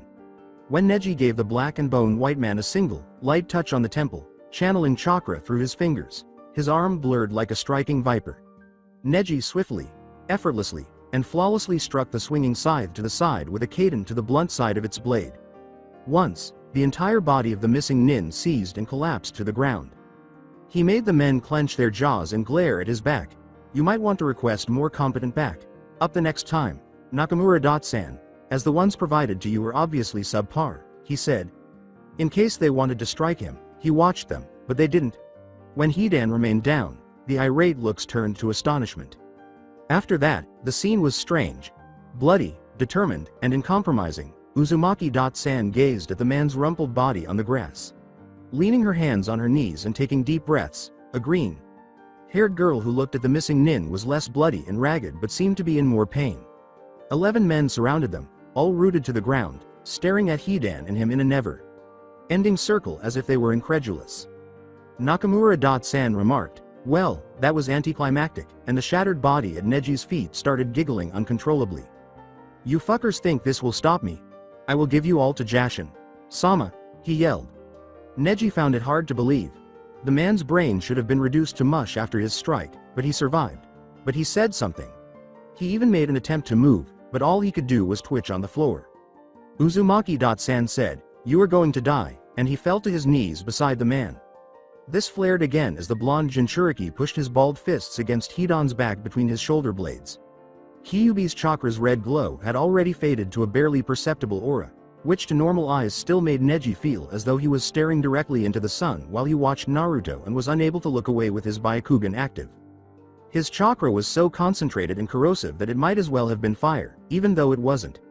The man's body spasmed wildly as it sank into his crazed laughter like water into sand, but his frank and eerie joy at his situation didn't lessen in the least. He gloated and took a sharp breath as another wave of red passed through him. "I'm immortal, you fools. It doesn't matter what you do, I won't die," he said. At that point, Nakamura-san moved forward, his lips thinning into a somber line. She said in a chilly tone, "Others have claimed that before. It's all a matter of degree," but her warm gaze on Uzumaki-san clearly unnerved her countrymen. She said, "Do you mind me butting in, big brother?" Perhaps they had good reason to be anxious. Neji was well aware of the hyper-positive blonde shinobi's infectious nature and questioned whether Takigakure was prepared for him. Most of the time, people weren't. Uzumaki-san said, "Not at all, Fu-chan," and stepped back while remaining crouching. Above Hidan, Nakamura-san loomed like a death specter. After declaring, "We Jinchuriki must have each other's backs in this hostile world, but we will prevail," she made a series of intricate hand gestures. It didn't seem like much at first. The cloaked man was surrounded by blue blobs of water that condensed in the air and landed with silent splats on the unkempt, upturned ground. Then, as they came in faster and faster, Hidan stopped laughing and instead began to moan. Neji realized that those water blobs were being condensed from the Akatsuki nin's body at that moment. He recalled a jutsu he had witnessed a Kumogakure Kunoichi use once, when their teams clashed and their clients' interests clashed, one that tore all the water from the plants in a garden, leaving behind bare stalks and brown, fragile leaves that crunched to dust beneath their feet. Like an overripe apple, Hidan's skin was wrinkled and darkening. Water makes up 57% of an adult's body, according to Nakamura-san. Neji was staring at the writhing man who was moving more than he had a few minutes before, which was unbelievable. How was his regeneration possible? In addition to the harm Neji had previously caused, Nakamura-san was doing her best to drain the man of the water that made up the average human brain, which was 77% water. By now he ought to have been a vegetable. However, the man's chakra pathway was erratic, pulsing both bright and dim, twisting as if it were attempting to break free from the body's confines. In one spot, Neji noticed what appeared to be a crack on glass or ice, slowly spreading. Ironically, Byakugan's blind spot was located above the third thoracic vertebra at the back of the man's neck. Although it wasn't a tenketsu point, he struck it because it was a weak point. Then it was over. After a final twitch, Hidan of Akatsuki lay motionless as the chakra pathways faded into emptiness. His heart had stopped beating. With a somewhat shaky voice, one of the Taki shinobi questioned, "Who gets the credit for the kill?" "Who cares?" inquired Uzumaki-san. It was a joint effort. He leapt to intercept Nakamura-san, who collapsed into his arms, exhausted. And Uzumaki-san took Nakamura-san to Tsunade-sama, who healed her despite her complaining about the careless use of chakra after she had already been hurt. Tsunade-sama, Okubo-san, and Kakashi-san were all kindly but firmly invited to the village to answer some questions, and Uzumaki-san insisted on making ramen for Nakamura-san.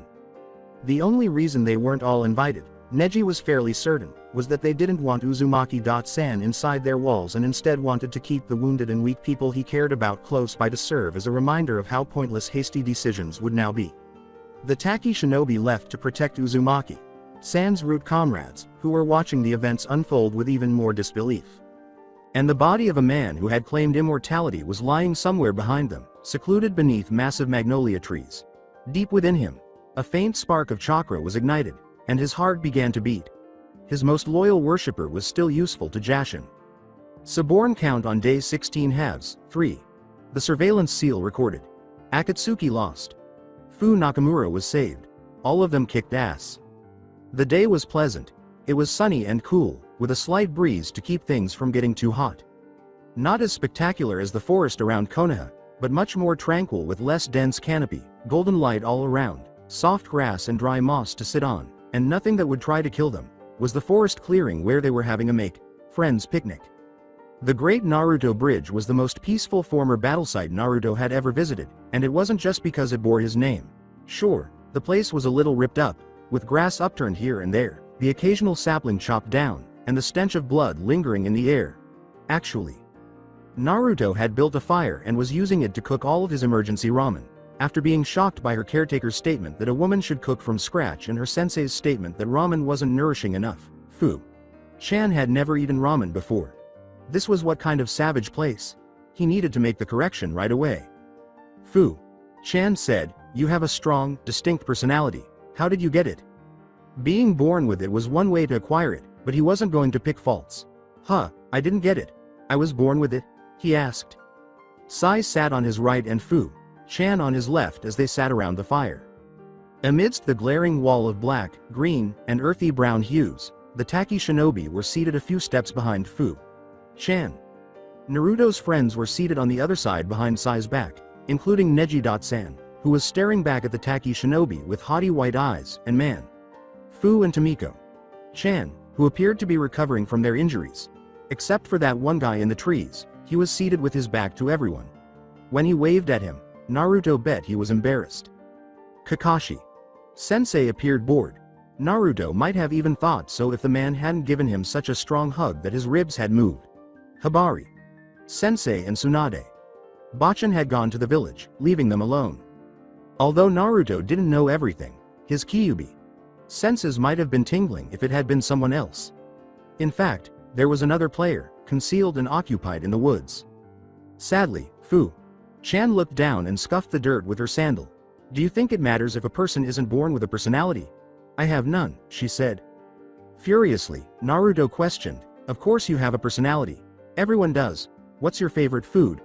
Why had they all been in some way so messed up? That worked out well because he didn't care much for himself, he was strong, he had friends now, and Konoha had finally acknowledged him, aside from a few old geezers. However, it wasn't like he wanted to please old geezers originally, he only wanted to please cool old people like the Sandame. Fu-chan, however, was a different story. She inquired, "Does green tea ice cream count as food?" The other tacky shinobi reached for their weapons as Naruto whooped with delight and struck the air with his fist, causing her to sit up straight in shock. In any case, what were they expecting him to do? That counts. If you had to be a tree, what kind of tree would you be? He went on. Before, there had been brief, awkward conversations going on around them, but now they had also been cut off. He sensed that everyone was watching them, but it wasn't usually a negative gaze. People's reactions to him when he told them about the great god ramen were more indicative of his ability to detect when someone was giving him the hairy eyeball. Fu. Chan finally responded, "I find red maple beautiful." He saw that when she was thinking deeply, she swayed her head from side to side with movements akin to those of a snake.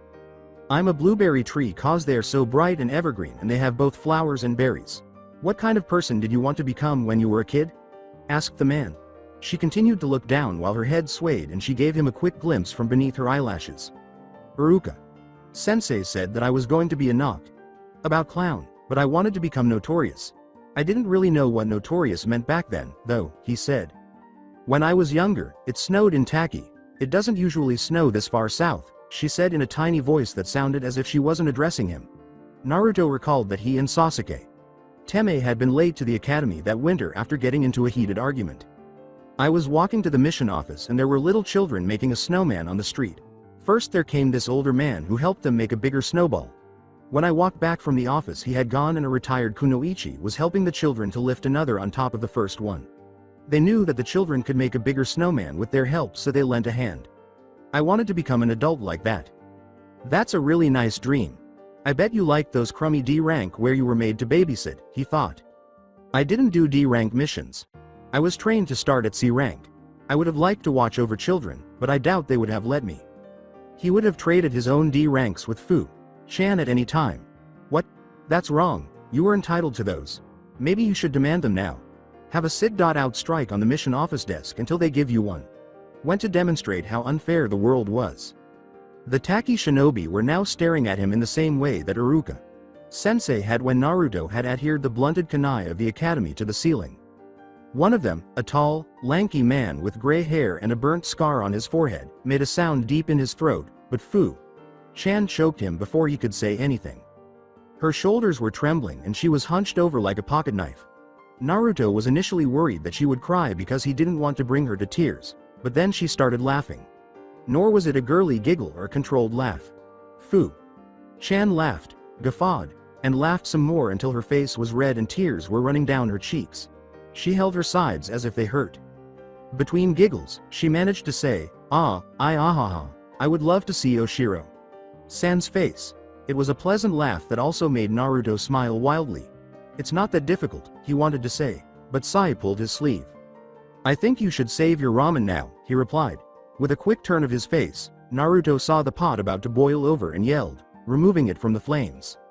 He gave her a larger portion than he did for himself, saying, "See, you are a tea, ice cream, and red maple person, and you like pretty things and kids, and you don't like Oshiro person. I bet you are going to like ramen too." It made him feel very good.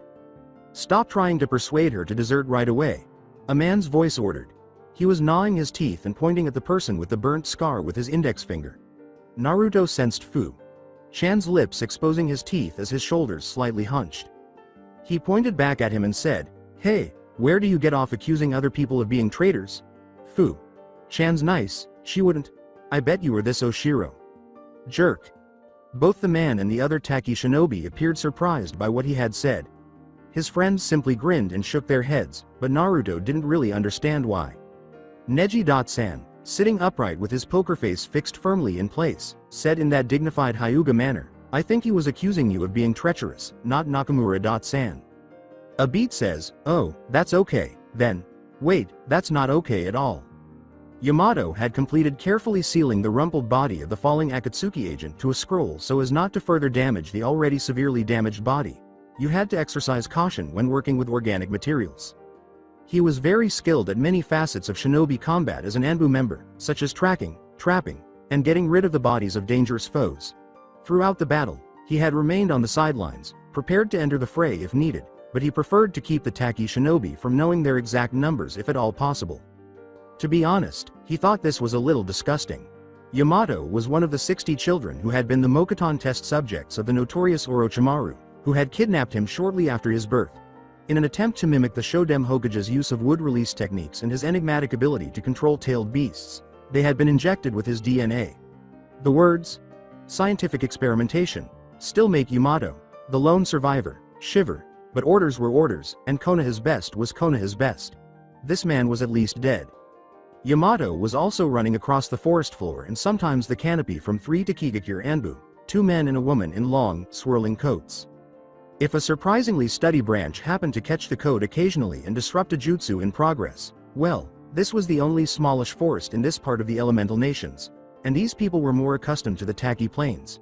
However, he didn't dare to be overt in his use of Mokuton, he wasn't wearing his headband, and he really preferred not to give these people proof of his village of origin. Naturally, he would have to get rid of these individuals before he could leave the forest, ideally without killing them because the situation was already unstable. Damn Danzo and his aspirations, this was a complete mess. He had a plan in mind, and in order to gain more time, he turned slightly to the northeast while making sure a poison ivy vine got under the tiny man's collar where the poison shuriken had nicked him. Even though he was resistant to the poison, it would still make him sick, with nausea already churning in his throat. If he was at a loss for what to do, he planned to give the damned man a few broken bones and a rash that was exacerbated by Mokuton. It appeared as though he had shunshined away, preparing to strike, as he swiftly produced the illusion of swirling leaves. At that moment, his senses were bombarded by the explosion of chakra from the scroll he was carrying. Although it wasn't as obvious as Uzumaki Sans, it still left him with white spots, and he had to have years and years of experience as one of the best to avoid colliding with a tree head on. True Fuinjutsu masters were so uncommon and highly regarded for a reason. They were so feared that a whole village would be destroyed out of sheer terror. One had to construct a tiny pocket dimension in the space-time continuum in order to seal objects, living things, chakra, and a host of other things inside another object. Seals could be used for both wonderful and horrible purposes. Additionally, there were so many potential problems that it would have been simpler to enumerate the ones that weren't. Even simple storage scrolls could become death traps if they were disturbed by a lot of foreign energy from within. These scrolls were inexpensive, and anyone could learn to draw the seals on them, if not understand them. When Yamato tossed the scroll in the direction of the Taki ANBU pursuing him, they dispersed like leaves in the wind. Yamato tried to move as far away as he could, painfully aware that he couldn't get far enough quickly enough, but he didn't look at the scroll, which was radiating heat and shining white like the sun. The white light dimmed just before a pink flash, and then it was over. It was definitely pinkish, though perhaps more sickly magenta than rotting red fruit. Yamato had the audacity to pause and glance back. A long distance away, the Taki ANBU were still standing there, gazing at an empty circle in the forest. Perhaps a meter in radius, it was not a large circle, but its edge was sharp, as if it had been sliced to the forest floor with a razor. Sharp blade, and nothing alive was inside. Only sterile, clean earth ached when he reached for it with his Mokuton. There were no remains of life, corpses of saplings and bushes, or brown, dead grass. No scroll, too. However, after all, it might have exploded over 5 square miles, so that was pretty harmless, considering. He had heard of a previous instance of that occurring during the First Great Shinobi War. It had also been pink. Naturally, there was no warning because ANBU wasn't known for such dramatics. His hands were already moving, and one of his assailants, a woman wearing some kind of bird mask, sent a dozen water whips with razor-sharp tips after him. Yamato only slightly moved the liquid in the maze of her ears, causing the woman to fall like a stone and stop being up and down. However, he was trembling a little from the poison and was sweating profusely. The chase was on again, with 2 very irate men pursuing him, and he hadn't even received the scroll for his troubles. It occurred to Yamato that his day had not gone as planned. Leaning against a tree, the woman, named Tomiko, was controlling her breathing to combat the nausea brought on by the concussion. Perhaps this scene appeared almost normal and truly domestic because of the concussion that clouded her judgment, even though she didn't really believe it. While eating ramen and griping about trivial matters, Naruto.san and Nakamura.san are ignoring the significant problems that their newfound friendship will inevitably cause. Her countryman sat beside him, staring at Naruto.san with a look that, if you could read the man, verged on wonder. The assassin.in training had somehow managed to forget that he had been supposed to kill someone, and in a world where Senju Tsunade Sama herself had bothered to mount a rescue, nothing made much sense anymore. Tomiko remembered an old joke that she hadn't considered in a long time because she didn't have time for such pointless things as humor. Your body is screwed by taijutsu.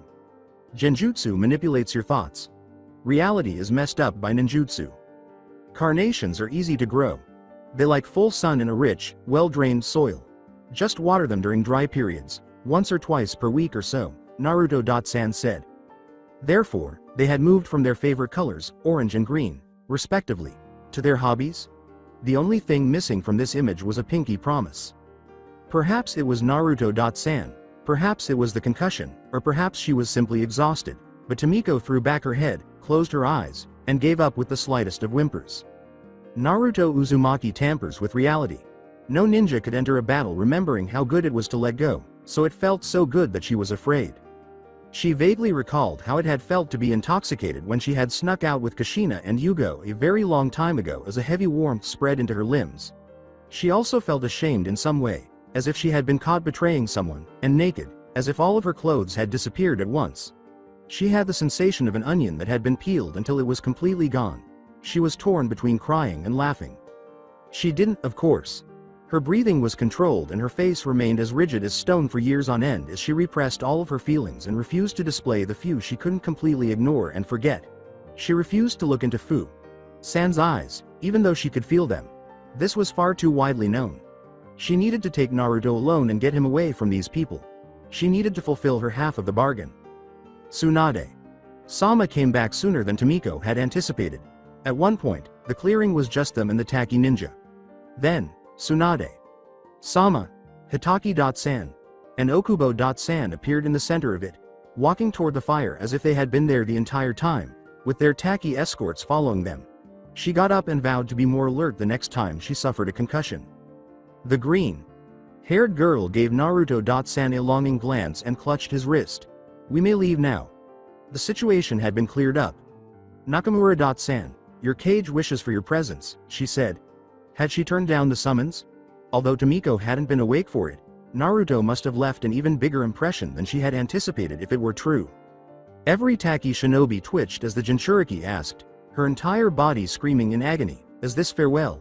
Then, brother? They were all nervous, with several knuckles going pale, though some were more overtly so and others hardly moved a muscle. Naturally, Naruto took Nakamura-san's butt hands in his own and disregarded this. His words, no, it's just a little goodbye. We need to visit Gaara together and all, caused a new twitch. Perhaps they were right to be anxious, but this was something Tomiko had never thought of before.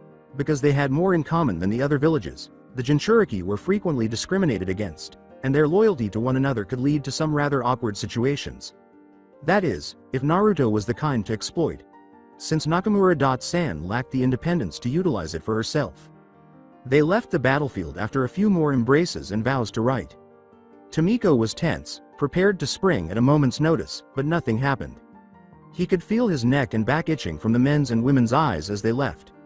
Naturally, they were watched and followed, but she hadn't anticipated that.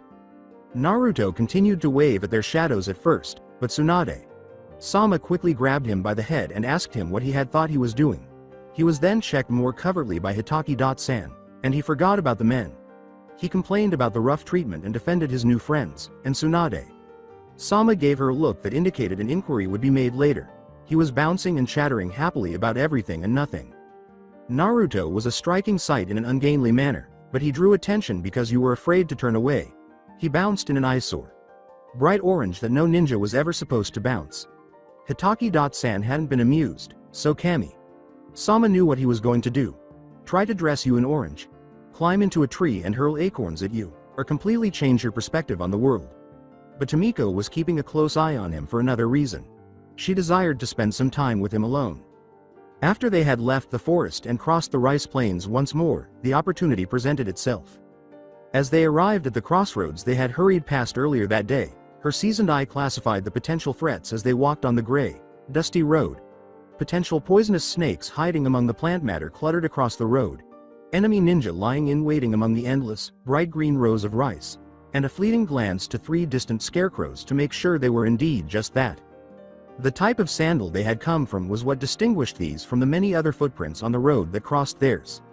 The shinobi sandals, which were made to absorb impact, support the ankles through ridiculous acrobatics, and improved running efficiency, were completely different from the flappy straw sandals worn by rice farmers. However, the sandals of various villages also differed, and these tracks bore a stronger resemblance to Konoha sandals than tacky shinobi sandals. This might be completely innocent, and even if it isn't, they most likely are nowhere near anymore, Hitaki.san said. That was supported simply by the fact that they could find any tracks at all. They divided into two groups, and Tomiko made sure she was in Naruto's. But we should check just to be safe. If Tsunade, Sama's glance and Hitaki San's wink were any indication, she didn't manage to be quite as stealthy as she would have liked, but they were left alone to watch over nothing. Apparently, she was certain that Hyuga.san had been told to keep an eye on them. She grasped at lingering emotions like the lyrics of a mostly forgotten childhood song, the warm, frightful sensation of being exposed for the world to see, gone. When she called the name of Kushina's son, she was calm and collected. Naruto.san, I concede our bet. The person I was talking of is Azuki Yugo. Originally Uzumaki Yugo, a cousin of your late mother. Their fathers were half brothers. We were all from the village of Uzushiogakure that is no more.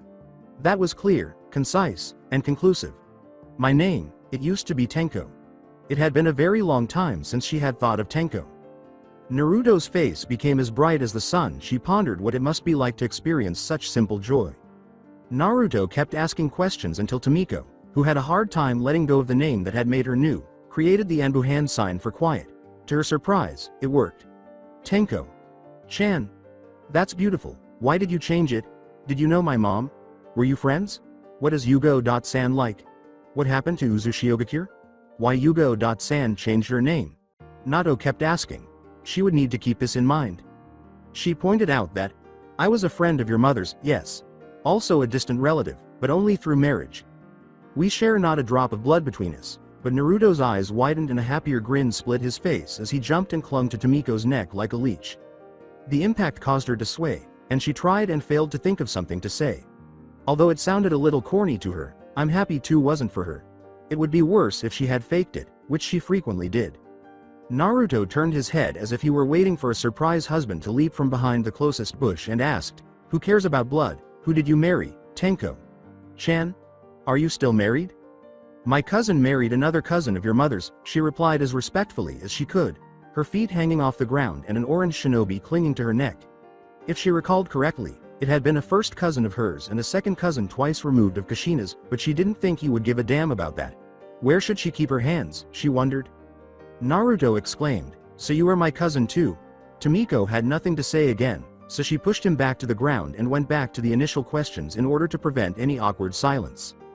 I don't know what Yugo is like nowadays, for I haven't had a conversation with her for 7 years. She used to be kind and quiet, but she could also carry a grudge stubbornly. Uzushiogakure was destroyed during the Second Great Shinobi War. The clan Uzumaki, the most renowned of the village's ninja clans, was very knowledgeable of Fuinjutsu. So much it earned them renown and fear worldwide, so much it led to their destruction. Your destruction. You are from there too, scowled Naruto. Half forgotten already. She closed her eyes in sudden ghost pain. She tasted the name in her mind, Kunoichi from Uzushiogakure, and said, I know, it was not very real.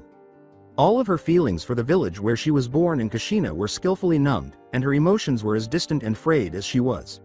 She continued to pray that Naruto wouldn't inquire again about Yugo's name change. She didn't want to be the one to say it, even though it was a naive hope that he wouldn't notice.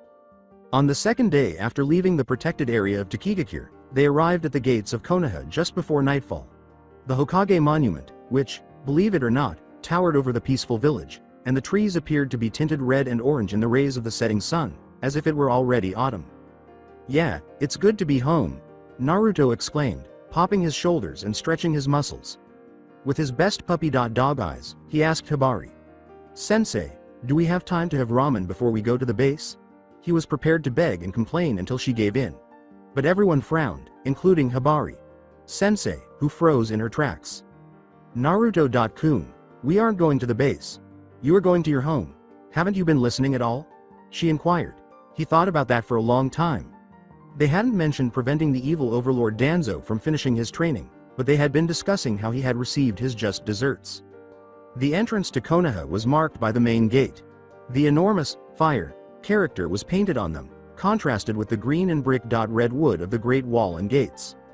The final section of it was broad, well maintained, and modern, and the village outside the gates appeared so open and welcoming after the customer had been led through the labyrinth of tiny roads and paths. Although Hibari Sensei had informed Naruto that the two Chunin one could see at the gates were merely there for show, the great gates were still far from vulnerable and were only ever closed during times of war or when the Hokage imposed martial law. In an attempt to spot the mystery guards, he turned his head, but they were more adept at hiding than the Taki shinobi had been. But it was the best training I ever got. I learned more about chakra control than in my whole time in the academy and Team 7 in Hibari. Sensei has wicked jutsu, and yeah, Danzo was a dick, but he is gone now. Can't I just complete my training with her? And Sai needs training too. He was distracted by his argument. He gestured to his non-criminal partner, who appeared incredibly happy to be included in the dispute. Most of the time, people just wanted to retreat. Tsunade.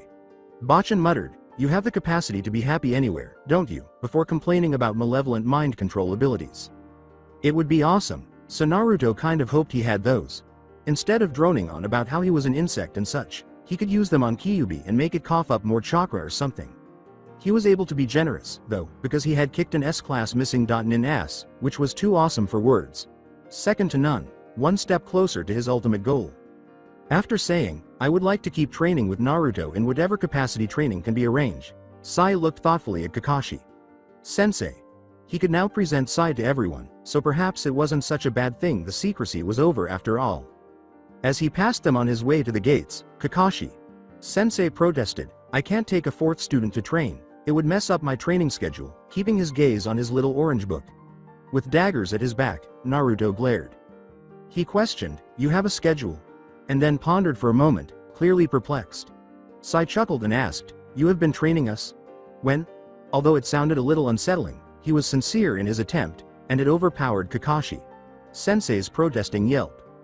As the group entered, the two Chunin, a woman with an excessively large green coat who smelled like Kikai and a red-headed Inuzuka with his black dog at his feet, bowed their heads in Tsunade's direction. Naruto took a deep breath. Home was welcome. No other location had the distinct sense of street kitchens, the proper brands of mink oil for leather and sword oil, or Konoha. But he missed Fu-chan. He hadn't even had to give her the kick of good sense, and it was good to meet others who shared his views. He hoped she was able to get her village government to agree to the babysitting assignment.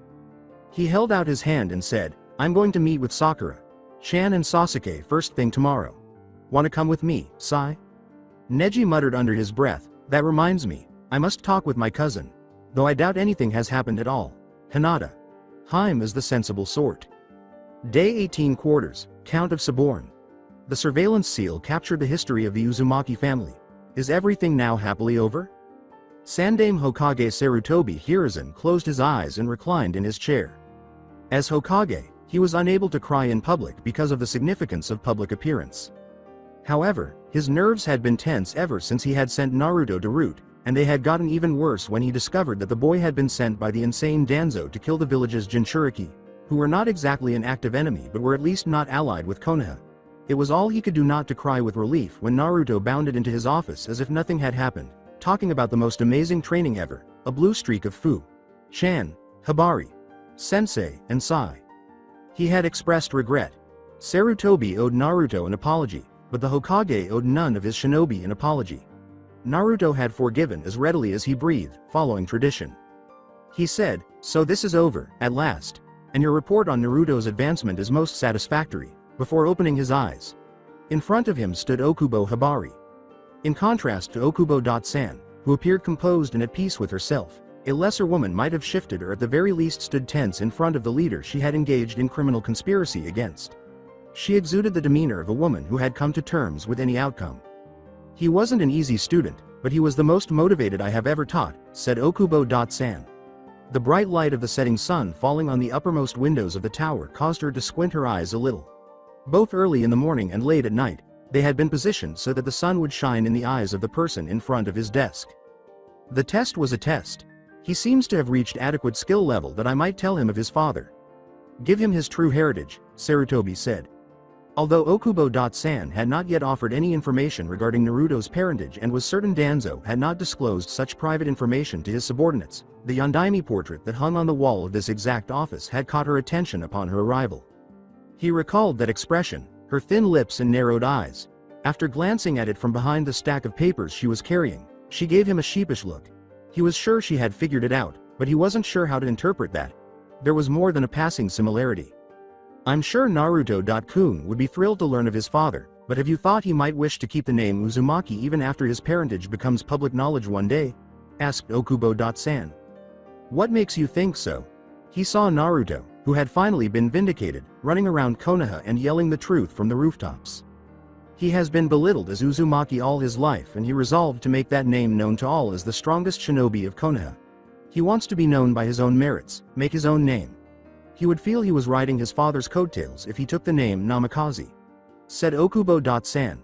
Sarutobi noticed a slight movement in her hands, the closing fingers barely masking the slightly open mouths. I see. Sarutobi remained skeptical, even though Okubo-san could be considered somewhat of an authority on father issues. Also, he has found family from the Uzumaki side, and I think he would rather keep the name of the living than the dead.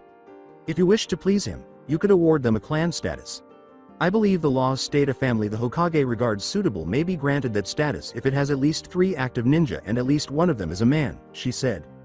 Sarutobi's eyes were fixed on a Christmas card on the wall as he turned his head just enough to glance past the woman in the green jacket, whose ANBU coat had been taken away. It was inexpensive, made of red cardboard, and if it hadn't been from his son, he might not have kept it at all, much less hung it on the wall of his office. Because of their current distance from one another, long hours, and unforgivable bitter words, he treasured the small item. Rikudo Sennin's words, "Blessed is the season which engages the whole world in a conspiracy of love," were printed on the card in red and white ink. Sarutobi suspected that such a conspiracy was at work here. A plot to provide Naruto with a family. He asked, already thinking about the paperwork he wouldn't be too concerned about this time, 3 active ninja? Naruto-kun claims Tenko-san as family through marriage, and that is his prerogative. I also believe Uzumaki Yugo-san will be converted to his point of view before long. Okubo-san blurted out a low-key but high-pitched statement. A love conspiracy, indeed. Sarutobi was tempted to groan and put his head in his hands, but his expression was unable to convey his emotions. Another of his ANBU members who was involved with Root was Januchi Tenko. She had actually defected at the last minute, after Konoha's relations with Takigakure had been salvaged at the last minute and the battle against Akatsuki had already concluded. She had changed her mind, but he wasn't sure he could trust it. However, she was related to Naruto. Certainly distant relatives. Sarutobi was familiar with his family tree. And not even blood, but he knew Naruto well enough to know that the young child didn't care about it at all. Now that he had family, he could never forgive Sarutobi if Ibiki-san were to take that family away. It was still true that Naruto was the only person who could so easily convert enemies of the state. Sarutobi would have been tempted to lock Danzo in a closet with Naruto to solve that long-standing issue for the sake of science if he had still been in a condition where he might have benefited from it. What occurs when an immovable object and an unstoppable force collide? I'll think about it. Now, about your involvement in Root. He gave Okubo-san time to feel anxious, but she didn't even bat an eye. Sarutobi was an old wolf. The term, old fox, is no longer popular in Konoha for obvious reasons, and he used methods other than his eyes to observe living things. The barely noticeable flow of subtle lightning jutsu did not show any changes in her skin conductivity, and her heart did not quicken. Did she no longer care about Naruto's safety, or was this faith in him? Taking your voluntary company operation in revealing Danzo's schemes in consideration, I have decided to be very lenient with you. You will not be court-martialed. But you have proven yourself unreliable as an ANBU, and so you will never hold that position again in Konoha. Please send Januchi Tenko-san in as you leave, he instructed. Even though Okubo-san was obviously shaken now, she took a quiet, calming breath, gave him a salute, and hurried to the door. He said, "Tell me one more thing," and Okubo-san turned from the door to face him again in obedience. "Why weren't you afraid of death? Naruto-kun wouldn't love and admire you so much if he for a second believed you might kill a previously brainwashed person," Okubo-san bluntly stated. The blade of that remark was so thin that it took seconds for the pain to register, slicing like the sharpest wind jutsu. Sarutobi knew he was not deserving of such confidence. Without saying another word, he motioned the woman to leave, and when the door closed with a quiet click, he let himself recline in his chair and let out a sigh. He told himself that he needed to focus on the bright side. The operation itself had been successful. They had caught Danzo and his former teammates off guard, which hurt, but it was necessary. Like taking off a bandage that had been adhered to his skin by dried blood. Danzo. Sarutobi was still unsure that what had happened to him was an accident, but he was willing to overlook the situation without conducting a formal investigation. Kaharu and Homura were placed under house arrest. Tsunade was not going to geld Naruto, who was now in good health. Even though the path there was somewhat morally dubious, everything was fine and ended well. Clan Uzumaki, then? He would resurrect an old and distinguished clan without even starting a new one. Even though he was not proficient in the family craft, Naruto had demonstrated that he was worthy of that legacy. When Sarutobi read the report that Naruto Okubo.san had calmly placed on top of a highly classified pile, he felt more than just pride. And to think that he had killed Hidan of Akatsuki with some assistance from Hyuga.san and Nakamura.san. The same boy who, without knowing how to make a bunshin, had passed the academy graduation exam and the preliminary chunin exams by farting. This demonstrated that Naruto had been correct all along and that he only needed a chance. Although he would let Naruto choose his own name, he suspected Okubo.san had accurately predicted the boy's preference. He waited for Januchi.san to show up, but when his door opened, Yamato.san in full ANBU regalia was standing there. His hair was a complete mess, his mask had a deep scratch, and his jacket had reddish patches that looked like someone had attempted to remove bloodstains without soap. He said, "What happened to you, Lynx?" The shoulders of Yamato.san drooped. Saying, "I blame Jashin, Pink," he shook his head and exclaimed. Sarutobi was starting to question whether anyone had anything to report that he would be interested in hearing about this evening. After the mission, Hyuga Neji went directly to his clan's compound. The main building was encircled by a large Tsukiyama-style garden with numerous carp ponds and small streams, and there were large stone lanterns positioned close by. It was a lovely, serene location. There was a false sense of privacy in the Hyuga compound because of the green shrubs that obscured the main house and the smaller buildings nearby. Neji was thankful for his sensei's somewhat crazy training schedule, which allowed him to spend most of his time outside, because he had always felt very cramped there. Technically, he was meant to contact his uncle first after returning from a mission, but Sama had been much more laid back lately, so Neji chose to go a little further. Although he was pretty certain Haim hadn't done anything foolish, he turned on his Byakugan and let his eyes roam the main house. This ability was admired and envied by many in Konoha, but Neji found it, well, embarrassing, even though it was helpful in combat. He saw a very dignified Jonin, a strict teacher of the clan's children, sitting in a bathtub with a female companion massaging his shoulders. He also saw a very dignified Jonin posing in front of a mirror, striking one grandiose pose after another, and he could have done without ever learning how to cook sliced onions with a kunai. He fervently hoped that it had never been used for anything other than cooking. However, he also went to the tea garden behind the house after spotting Haim there. Despite its small size, the tea garden displayed good taste. To get to the tea house, Neji walked the stepping stones. In front of it was a small stone lantern and a stone basin where visitors would wash their hands before a ceremony. Hinata was perched on its edge, holding a book that she didn't seem to be reading. Her red hood and the fact that she was missing her favorite jacket caused Neji to raise an eyebrow.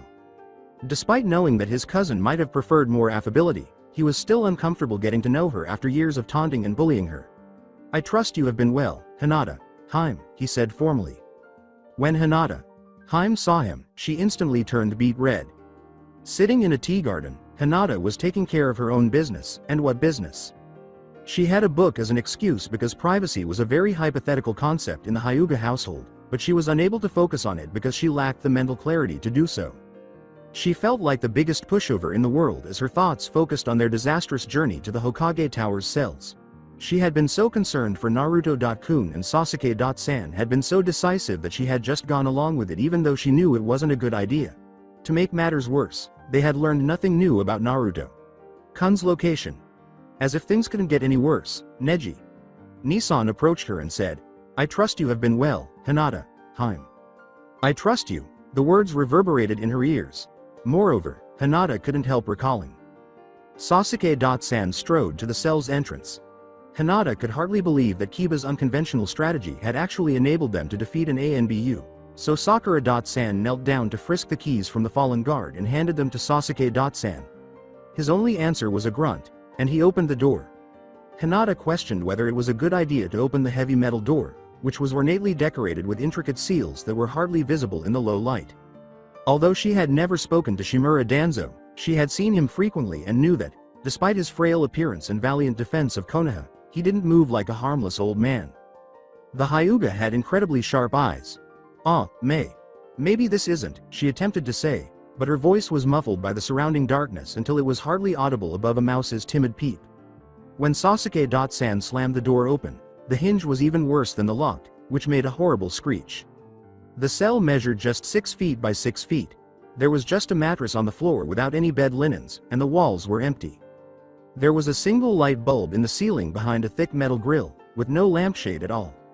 The cell was actually fairly bright because the walls were chalked white. Hinata was certain that this was done on purpose because it was far too bright to sleep comfortably in. The man sitting on the mattress and raising one royal eyebrow, bruised and heavily bandaged, but determined in his demeanor, was the only color in this sparseness. "I see I have visitors," the man said drearily as he stood up. His muscles were tense in the manner that precedes an attack, but he winced in pain, and it was genuine. Hinata calmed her breathing and assumed a ready stance because Naruto-kun was now depending on her. The door stood open. This was something that had to be done. Sasuke-san spat out, "Where is Naruto?" His anger was simmering rather nicely. Although Hinata was unable to see his face, she could see a chakra spark at the base of his eyeballs as she subtly used her Byakugan and covered herself with a genjutsu, just as Kurenai Sensei had instructed her to do. His Sharingan had been activated. "Where did you send him to?" Sakura-san inquired. "What have you done to him?" When Hinata thought of what her father had taught her about interacting with the council members, she winced and bit her lower lip, recalling that showing interest would only increase the cost. She made a hand signal for silence, at an angle that Shimura-san shouldn't be able to see it, and gave Sakura-san the most discreet tug she could. She was ignored by Sakura-san. "How rebellious of you, barging into the cell of our esteemed Hokage's prisoner," said Shimura-san. Hinata wouldn't have been shocked if a pearl dropped from his lips, and butter wouldn't have melted in his mouth. "So you wish to know where I sent our village's dirty little secret, dear children? I sent him to do the work he was born to do." Kiba-kun yelled. "Naruto isn't anyone's dirty little secret, he's a Konoha nin." Akamaru snarled at his feet. Their lips curled to show their gums, and they both flashed their teeth. The Inuzuka were fierce and devoted to their dogs, but they were also kind to their own. When Kiba-kun discovered that she was in love with Naruto-kun, he vowed to keep it a secret. Hinata had never had a better friend than him. Shimura-san started, "But the secrets I could share with you, children of Konoha. For example, young Sasuke," causing Hinata's heart to leap to her throat and beat like a tiny bird's wings in an attempt to flee. Despite her lack of knowledge about how or why, she was certain that Shimura-san's words would only result in disaster and that she needed to stop him in any way she could. However, what was she able to do? How might Naruto-kun respond? Slowly, dramatically, and with haste, Shimura-san raised his hand. The tortoise was now defeated by the hare. Hinata summoned genjutsu upon herself quickly and effectively, without being noticed by Kiba-kun, Sakura-san, or Sasuke-san because she was standing behind them, and without being noticed by Shimura-san, who was staring at Sasuke-san with ravenous eyes. Because she had spent so many hours watching Naruto-kun from the shadows and trying to get the courage to speak with him, she thought she knew him better than anyone else. Everything about her body was simple: her face, her hair, her shoulders, the way her clothes hung from them, her flat, muscular chest, his posture, and the way he held his head high with pride. The way his mouth twisted between a pout and a snarl when he didn't like something. His scent was sandy from the practice fields, with a faint trace of blood, metal, sweat, and ramen. Although it was challenging, Hinata was a student of the top genjutsu mistress in Konoha. She recalled Naruto-kun's chakra, its raucous, overflowing tingle, and the faintest hint of red and heat underneath, akin to hot spring water. "Danzo," she uttered in the voice of Naruto-kun, just as he would have. No family name. No honorific. No deference. Their backs were exposed to Shimura-san as they all spun around. However, Shimura-san just gazed at her while his hand remained motionless. The first to speak was Kiba-kun, who asked, "Naruto, where did you come from?" Shimura-san's mouth twisted into an ugly grimace before Hinata could even start to think of a response. He yelled. He was spitting from the corner of his mouth and waving his arms in broad circles. I should have just had you assassinated as the threat to this village that you were and been done with it. You grew without discipline, without purpose, and you were ruined courtesy of the old fool. Do you have any idea what you have done? We are tools for the good of the village, nothing less and nothing more, he said. Hinata said, you are truly a sad person if that is what you aspire to be, because she thought Naruto.kun would have said it. Tools have nothing to fight for, nothing they feel passionate about. She could feel his spectral hands encircling her, supporting her, and giving her bravery. She had no doubts that the entire continent would eventually believe in his Nindo. We have no right to dreams and ideals of our own. Soldiers only carry out the dreams of their betters. The interests of the village should be placed above all else, even ethics and morals. Especially ethics and morals. Those lead to weakness and weakness leads to destruction. You have suborned my people whom I painstakingly crafted into ideal tools for the best of Ko. Shimura.san stopped talking. His voice faded into a series of moans as he gripped his chest. Hinata was now the one standing in front of them after his violent outburst, which was so different from his behavior up until that point, startled his companions. She was seated on the ringside and saw Shimura. San's mouth foamed like a rabid dog's muzzle. He dropped to his knees and then to the ground very slowly. Biting her finger to contain her laughter, Hinata let the genjutsu fade with a startled, wet sob. Life was both wonderful and awful. Death only had one card to play, but life had a full deck and marked cards, and death was a part of life. It was always prepared with one last tragicomedy to perform. Shimura Danzo died of an apoplectic fit in his cell. Sakura.san said, okay, I didn't expect that. Is he even alive anymore? Hinata had the opportunity to inform her that, in fact, Byakugan was still active. No, he isn't. I must compliment your technique, young Hyuga, a voice called behind them, lacking any distinguishing characteristics from the voices of others in the crowd. All of them spun around. Behind them stood an ANBU wearing a rooster mask.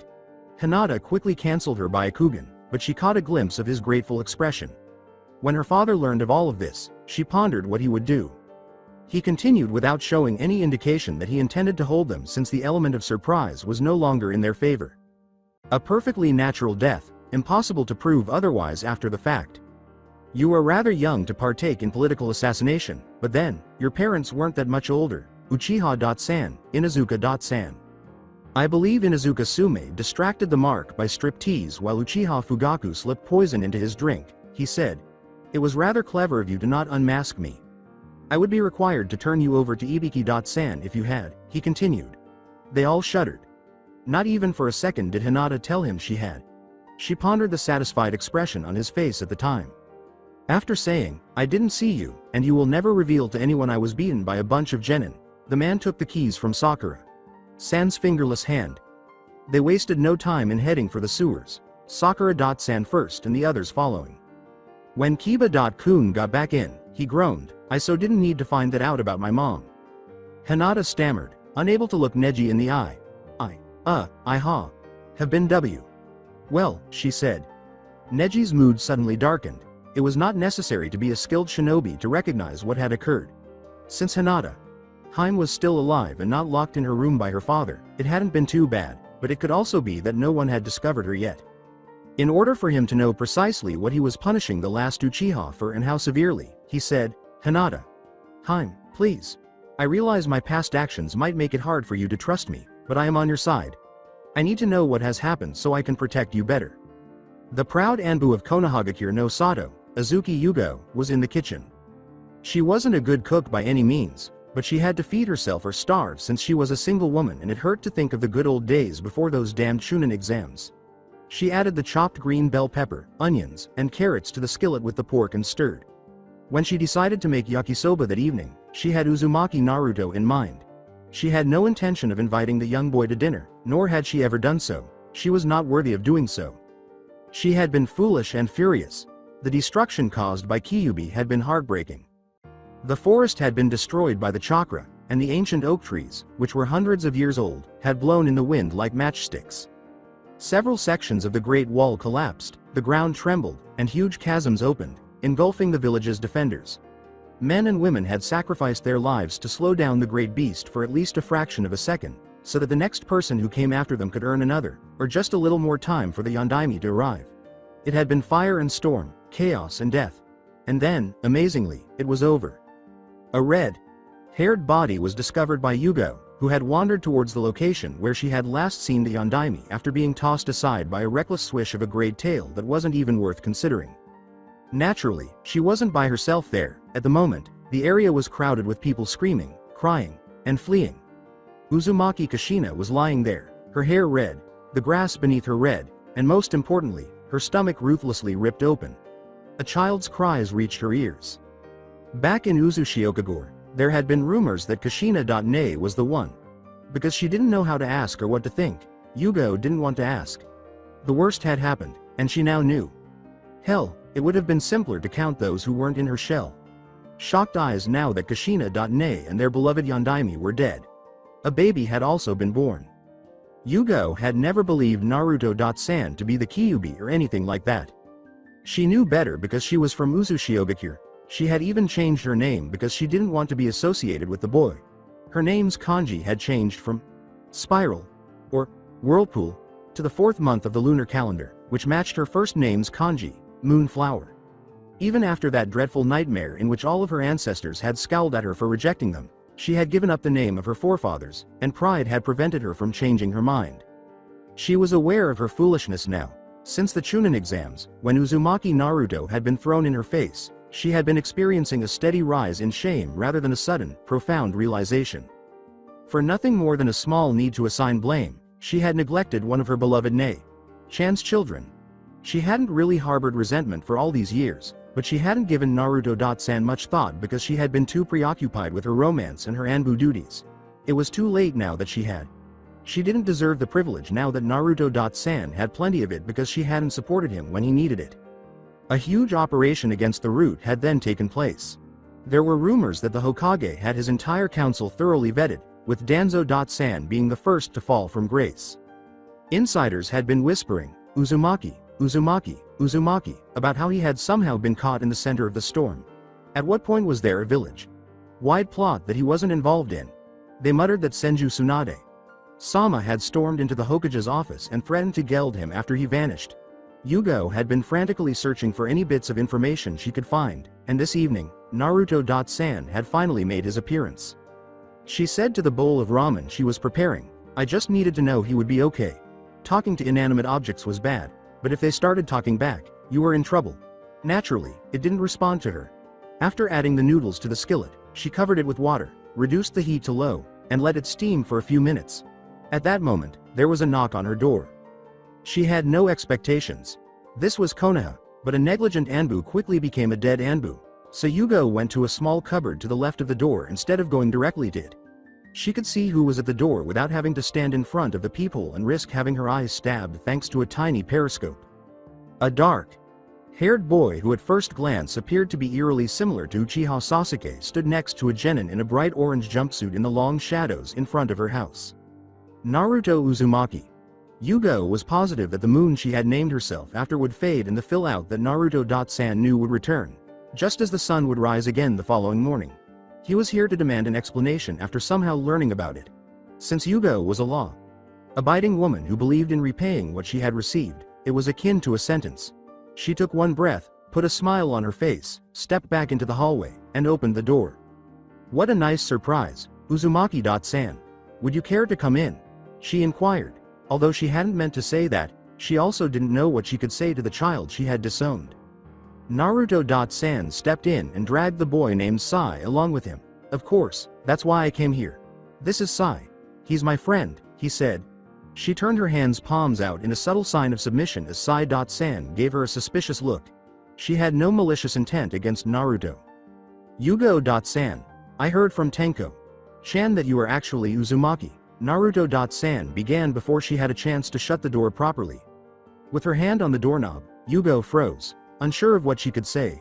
She blurted out, "Januchi Tenko. But she is dead," amid the many apologies. Naruto fidgeted and scraped his feet on the carpet, saying, "No, she was just grabbed by that bastard Danzo. She went by Tomiko for years, I think, but she is all right now. She promised to pay you a visit." He was still wearing his sandals. His blue eyes gleamed as he asked, "So, are you my cousin?" When Yugo looked into those eyes, she saw that they were shining from suppressed tears rather than joy. Yugo suddenly realized how brave Naruto-san must have been to knock on the door of the woman who had made it clear she didn't want anything to do with him. There was a grim determination frozen in his silly grin. Now, however, she did. Oh, how she did. She pulled Naruto-san into her arms without giving it any thought. This couldn't wait. Questions about Tenko could.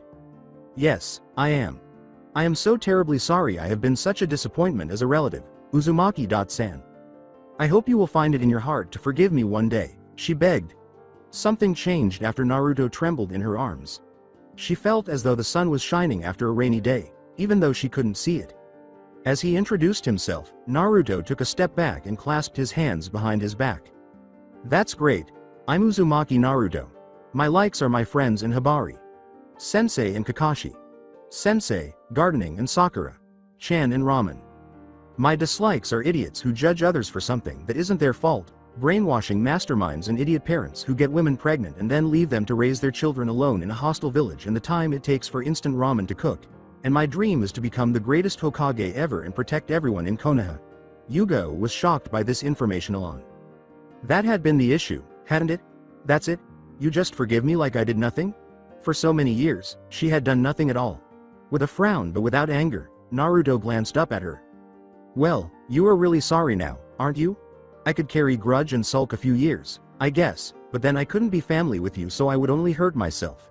Hate is like that. It never does any good to anyone. As someone who had been sent to follow the clearly unstable Suna Genin while he was in Konoha, Yugo recalled Sabaku no Gaara. She was proud to say that Gaara had never vanished while she was in charge, something that not everyone could say.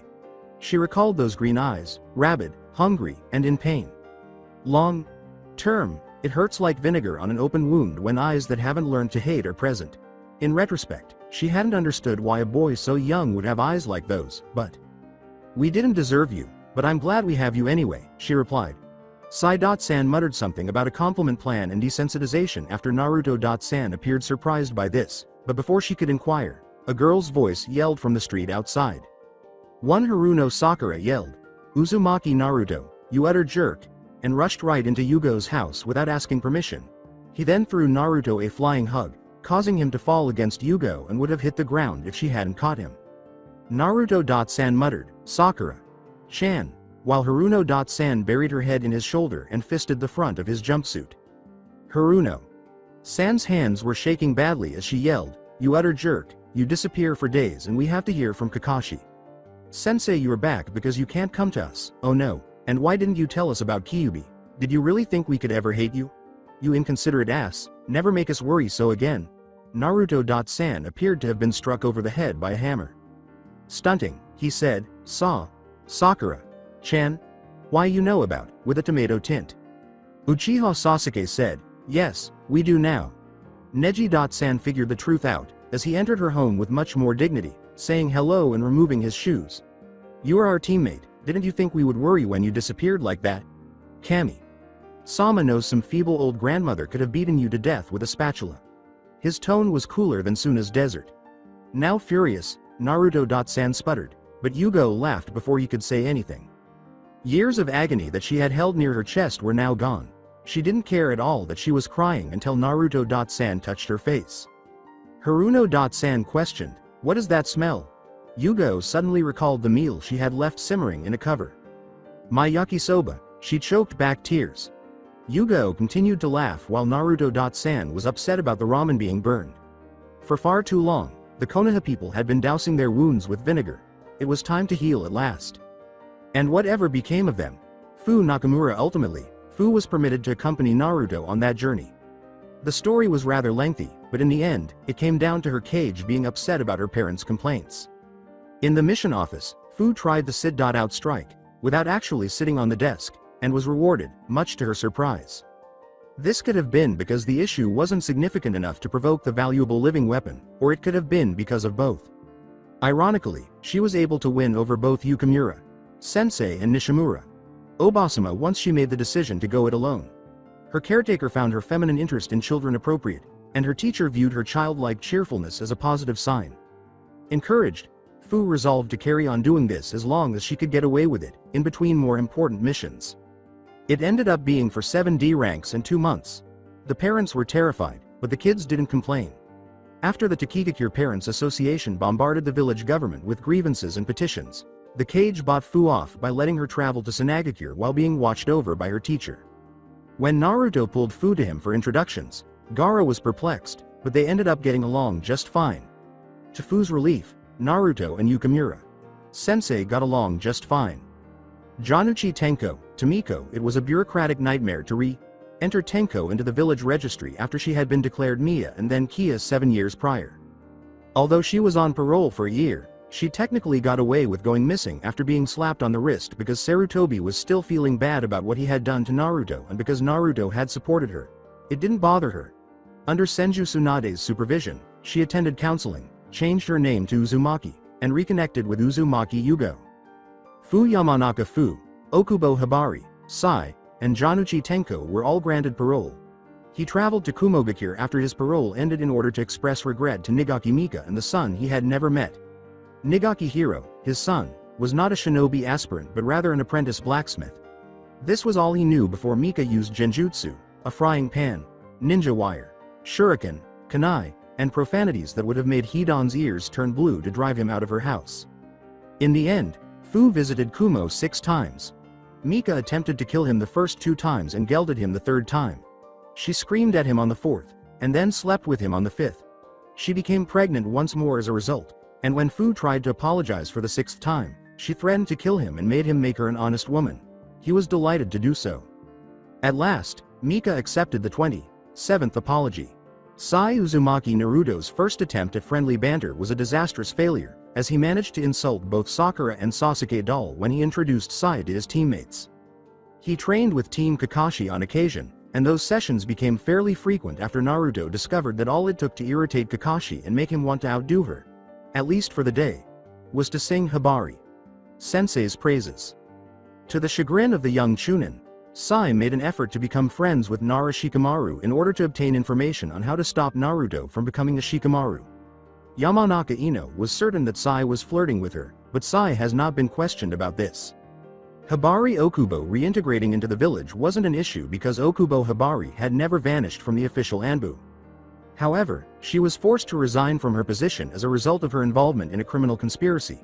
She felt rather exposed and confused as a result, but she braved the village without her mask and made friends with Amino Uruka, with whom she had a strong bond because of Naruto and his training.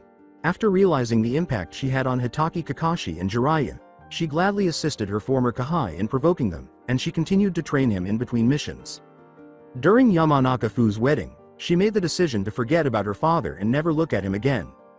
She overcame the problem over the next 3 years, though it was easier said than done. She discovered that she enjoyed training young people by teaching Naruto and Sai, which led her to become a Jonin sensei. After learning of her existence, the Mori clan attempted to kill her, but the attempt failed. She wasn't above making fun of them by mailing the 3 Jonin Hite.I back to Iwa. She plays the role of Okubo, the evil counterpart in the Iwa bingo book, which makes her laugh a lot. Neji Hyuga 3 minutes and 5 minutes after Hinata folded and told him what had happened between Neji's departure from the village and his return. He attempted to murder Uchiha Sasuke the day after he returned. Naruto Uzumaki, the only person who could truly say that his time in the route had been beneficial, was Naruto. He had learned a cool forbidden vampire technique to make bombs. His chakra control had improved, although he was still very much in awe of Fu-chan after she told him about the Biwa string exercise, and Hibari Sensei's voice in his head was far more helpful than Kyuubi's ever was. Better yet, he was his intelligent, upbeat self, something that has always fascinated Morino Ibiki. Under threat of intrusive rectal examinations, Tsunade had to prevent him from trying to interview Naruto. To be honest, he was taken aback by the sheer number of people who had missed him. He immediately asked Sakura-chan out on a date, but as usual, she declined, but that didn't depress him when he heard about the large-scale migration to the Hokage's office on his behalf. He won't admit to crying at the time until the day he passes away. Additionally, Naruto was ecstatic to find out that he could form his own clan. He didn't waste any time in granting Tenko the right to use Uzumaki's name and pressuring Yugo to reverse it. Well, that's a story for another time. What he thought when Sarutobi told him about his father. That's it for today. I hope you guys enjoyed this great story. See you in the next one.